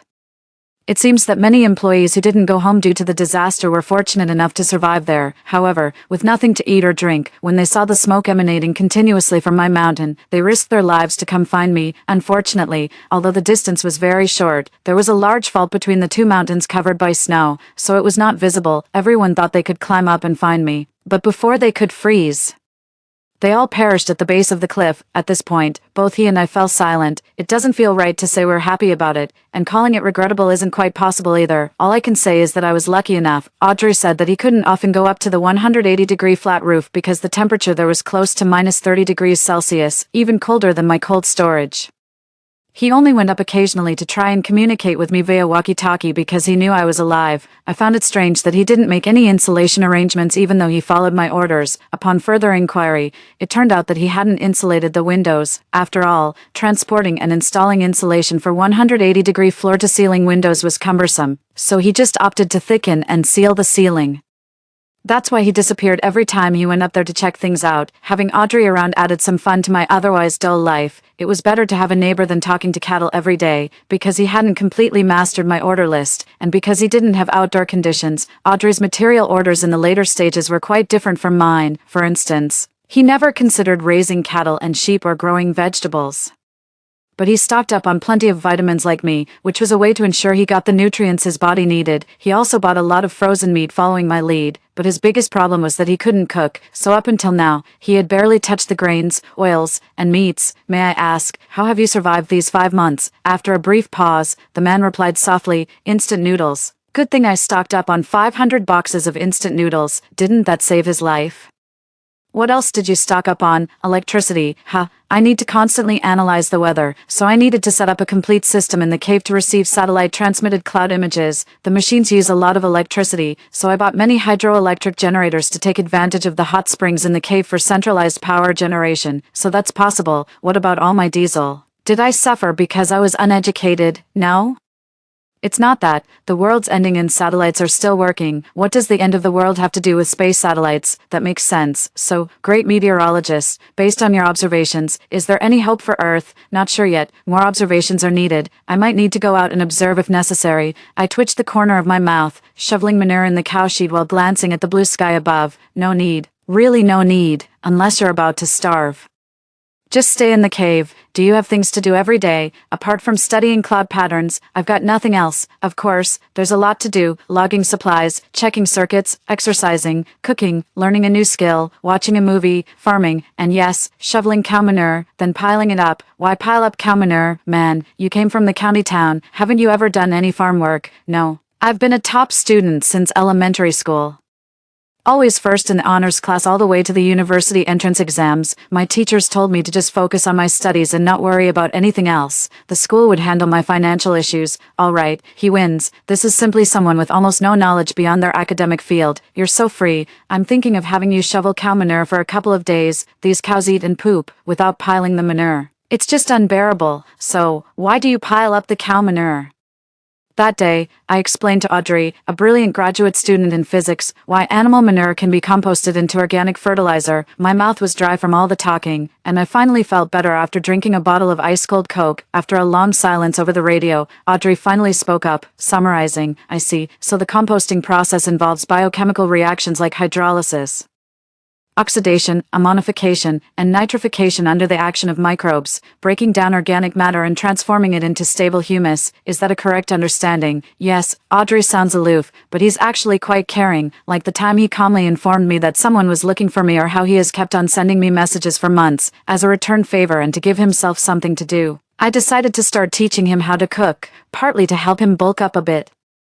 Though I can't see him, I can guess what a man who has been living on instant noodles for 5 months looks like. By the 15th day of teaching Audrey to cook, he managed to endure an extra minute in a room at minus 30 degrees. He even stopped needing to rest at the stair landing when climbing stairs, and by the 3rd month, Audrey could spend up to 30 minutes on the top floor. It's not that he was obsessed with the 180-degree observation deck, nor was it to check my location, rather.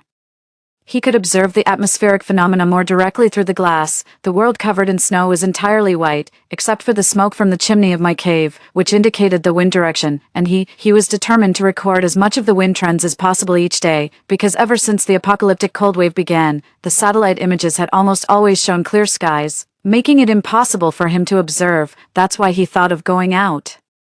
Even if it meant relying on his own senses, but that was practically a fantasy. He'd freeze solid in less than a minute if he went outside. Who knows what those people trying to find me were thinking? Now, he can determine the direction of the wind through the white smoke from my side, which is more useful than satellite cloud maps. After watering the lettuce, I looked up at the large hole above my head, not understanding how a mass of white smoke could reveal anything. Audrey, however, said that the presence of wind indicates change. A slight change can affect countless observations. It's like the butterfly effect. Epilogue. 3 years post-apocalypse, early morning, Kevin was woken up by the voice on the walkie-talkie. Kevin, wake up. What's the fuss? Has the rescue arrived? If not, let me sleep a bit more. The snow has melted. What did you say? Kevin, without even opening his eyes fully, instinctively rolled over and got up, then rubbed his eyes and immediately ran downstairs to open the window. Outside, however, it was still a blinding white expanse of snow. Where has it melted? Isn't it still all snow? No, look closely. The snow level has dropped by 2 centimeters. Kevin frowned, unaware that Audrey, who was far away on the next mountain, had been staring at the marker lines drawn earlier with a marker on her full-length glass window. From the moment the snow covered the glass up to 30 centimeters. She had drawn a 30-centimeter line. This morning, she went up to the 4th floor again and noticed that 2 centimeters of snow had melted. In that instant, Audrey instinctively looked up towards the white smoke rising from the distant mountain peak. She knew that the wind stirred by the butterfly had finally yielded results. In the 4th year of the apocalypse, spring, the snow line had dropped by 5 centimeters. Kevin asked the system for the outdoor temperature, and the system responded that it was minus 60 degrees Celsius. This meant that in a few years, the outdoor temperature could rise to minus 40 degrees Celsius. At that temperature, they could finally leave the mountain cave. In the 5th year of the apocalypse, summer, 2 cows birthed a calf. Kevin was elated for 3 days, immediately filling the new grass for it, and to celebrate, she even went to the chicken coop to grab 3 eggs to make herself a cake. Rewarding herself for the years of meticulous care she had given to the livestock, the rice and wheat had yielded countless harvests, and even the lamps had deflated 3 or 4 times. Fortunately, she had enough spare lamps to get by. Audrey, do you think there are still people alive in the world, those who have made it this far? Probably not many. What's the first thing you want to do if the temperature rises? Eat at McDonald's. Can you be a bit more ambitious? It's the apocalypse? Where would you find a McDonald's? Then that's gone. I mean it, really, if the snow truly melts, should we go down the mountain to find some supplies? I still have enough supplies. Oh, these past few years, many of the bulbs I used for cultivation have broken. I need to find some new ones. Right, that research instrument. I remember the neighboring county's meteorology college. It was also nationally supported. I wonder if they have any meteorological observation instruments. I'll go check if the truck still works. Hearing no more sound from the other end, Kevin laughed, then opened up the saved rice cultivation videos on her computer. If the snow has melted, then the fields and crops should also be able to be planted under the sunlight again. In the 8th year of the apocalypse, spring, Kevin rarely made dumplings. Where are you now? At the door. Kevin had just put the dumplings in the pot and washed his hands when he headed to his cold storage. Back in the day, he had used a truck to block the door. Fortunately, she reacted quickly and moved the truck forward about 10 meters, otherwise, she would have trapped herself in the cave when the time came to open the door. He poured a basin of hot water over the hinges and another in the center of the large iron door. With a creak, the door that had been closed for 8 years finally swung open again. Dust filled the air. Cough, cough, cough. It's so dusty from years of disuse, fanning away the dust. Kevin finally peered through it to see the figure outside in the snow, wrapped up like a giant rice dumpling. Audrey, seeing her standing awkwardly at the door, Kevin quickly pulled her inside. It's minus 40 degrees out there. What are you doing standing around? Do you want to freeze me to death? Oh. Following Kevin's call, Audrey hurriedly stepped forward. This wasn't the first time she had met Kevin. 8 years had passed since their last encounter. Even though they had known each other for 8 years, they still interacted awkwardly as if they had just met. As the scarf was unwrapped layer by layer, Kevin stared at Audrey's delicate face and exclaimed, "Audrey, I've seen you before." Audrey paused. Kevin had indeed seen her before. Back at the travel agency in the county, amidst the crowd, she had glanced back unintentionally. That time, a tall boy with a backpack was looking around bewilderedly.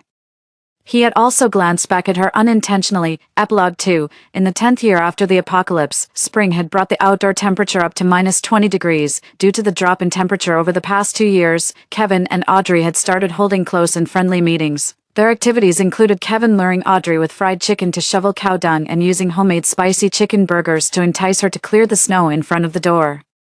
Audrey, once thin, had filled out considerably under Kevin's supervision over these 2 years. Kevin believed that soon he would be able to clear all the snow on the mountain. By the summer of the 10th year after the apocalypse, the outdoor temperature finally rose to minus 18 degrees. Audrey and Kevin spent half a day tinkering with a signal tower but still couldn't receive any messages. Audrey had thought about checking whether the people in the third cave were still alive. However, Kevin, with memories of a past life involving a train accident, immediately sternly discouraged her from doing so. He knew Audrey wouldn't understand why, so he explained everything about his previous life through storytelling. Audrey looked at Kevin with furrowed brows. "So, because you died outside on a train in that life, you first saw this and stocked up in the mountains this time?" Kevin was taken aback. Audrey always had a knack for seeing the essence of things. She didn't want to dwell on the past, but she was adamant about not searching for other survivors. Audrey finally understood what she feared. Under the extreme conditions of the apocalypse, unlike them who had food and drink, those survivors might not even be able to retain their humanity. To prevent extreme weather from striking again, they decided to first visit the Meteorological Institute for equipment, then head to the town for supplies. Kevin's truck had been frozen for many years and was too brittle to drive, but it still had plenty of diesel left. Audrey had driven the truck into a geothermal cave, occasionally starting it over the years, so it was still in good condition. After filling it with gasoline, the two headed down the mountain. The town, revealed as the snow melted, looked just as it had before, but there were many places they dared not enter. They only pried open a locked hardware store and a supermarket to gather some supplies. Fortunately, it was the spring festival period, and the school had already closed, so there were no people in the laboratory. After hauling a considerable amount of equipment from the laboratory back to their vehicle, the two of them arrived back at the cave after nightfall. Initially, they thought that the temperature would gradually become warmer. However, as Audrey continued her observations and research, she soon reached an unsettling conclusion. The cold wave was cyclical. She didn't know what had suddenly triggered this cold current, But the limited observational data suggested it was like the receding tide before a tsunami. After several years of significant warming, a severe cold would return. If there were any survivors left, they would likely all perish in this. Upon hearing this, Kevin turned pale, but since the signal tower was still out, they couldn't transmit this information or save anyone. Audrey, how certain are you this time? I don't know. Like last time, will you hide again, caught off guard? Audrey hesitated briefly before nodding decisively. Yes, Kevin sighed and then patted his shoulder. Last time we relied on luck. This time, we can only rely on you. This time, they didn't know how many years it would be, but thankfully, fate had given them a chance to catch their breath and they had ample time to resupply, to survive the endless winter ahead. Kevin took Audrey away from the county town to the nearest logistics station to replenish their supplies. Throughout the month's journey, they witnessed many grim scenes and encountered other living people. However, those they met were fierce-looking, not the friendly type. Although Kevin carried a gun, he almost never dared to directly interact with these people, choosing instead to move Audrey to another location. The others, seeing their truck, did not persist either. After all, no survivor in the apocalypse was simple. Fortunately, they found another truck, and the two managed to siphon fuel at a gas station after much effort. Eventually, with a truck full of diesel and another with supplies, they returned to the mountains under the cover of darkness. As the global temperature dropped again, Kevin and Audrey, each driving a large truck, stood at a fork in the road. They looked at each other and shared a knowing smile. Kevin and Audrey had considered sticking together, but Audrey's mountain allowed her to see white smoke and observe the upper atmosphere, while Kevin's mountain could sustain cattle and sheep and grow vegetables. Kevin sought a life after the apocalypse. Audrey sought the truth behind it. These two goals were irreconcilable in the current environment. After a long pause, Kevin was the first to extend his hand to Audrey. So, shall we meet again in 8 years? Hearing this, Audrey paused, then looked at him and chuckled softly as she shook his hand. All right, let's meet again in 8 years. Hopefully, by then, I'll have found the answers.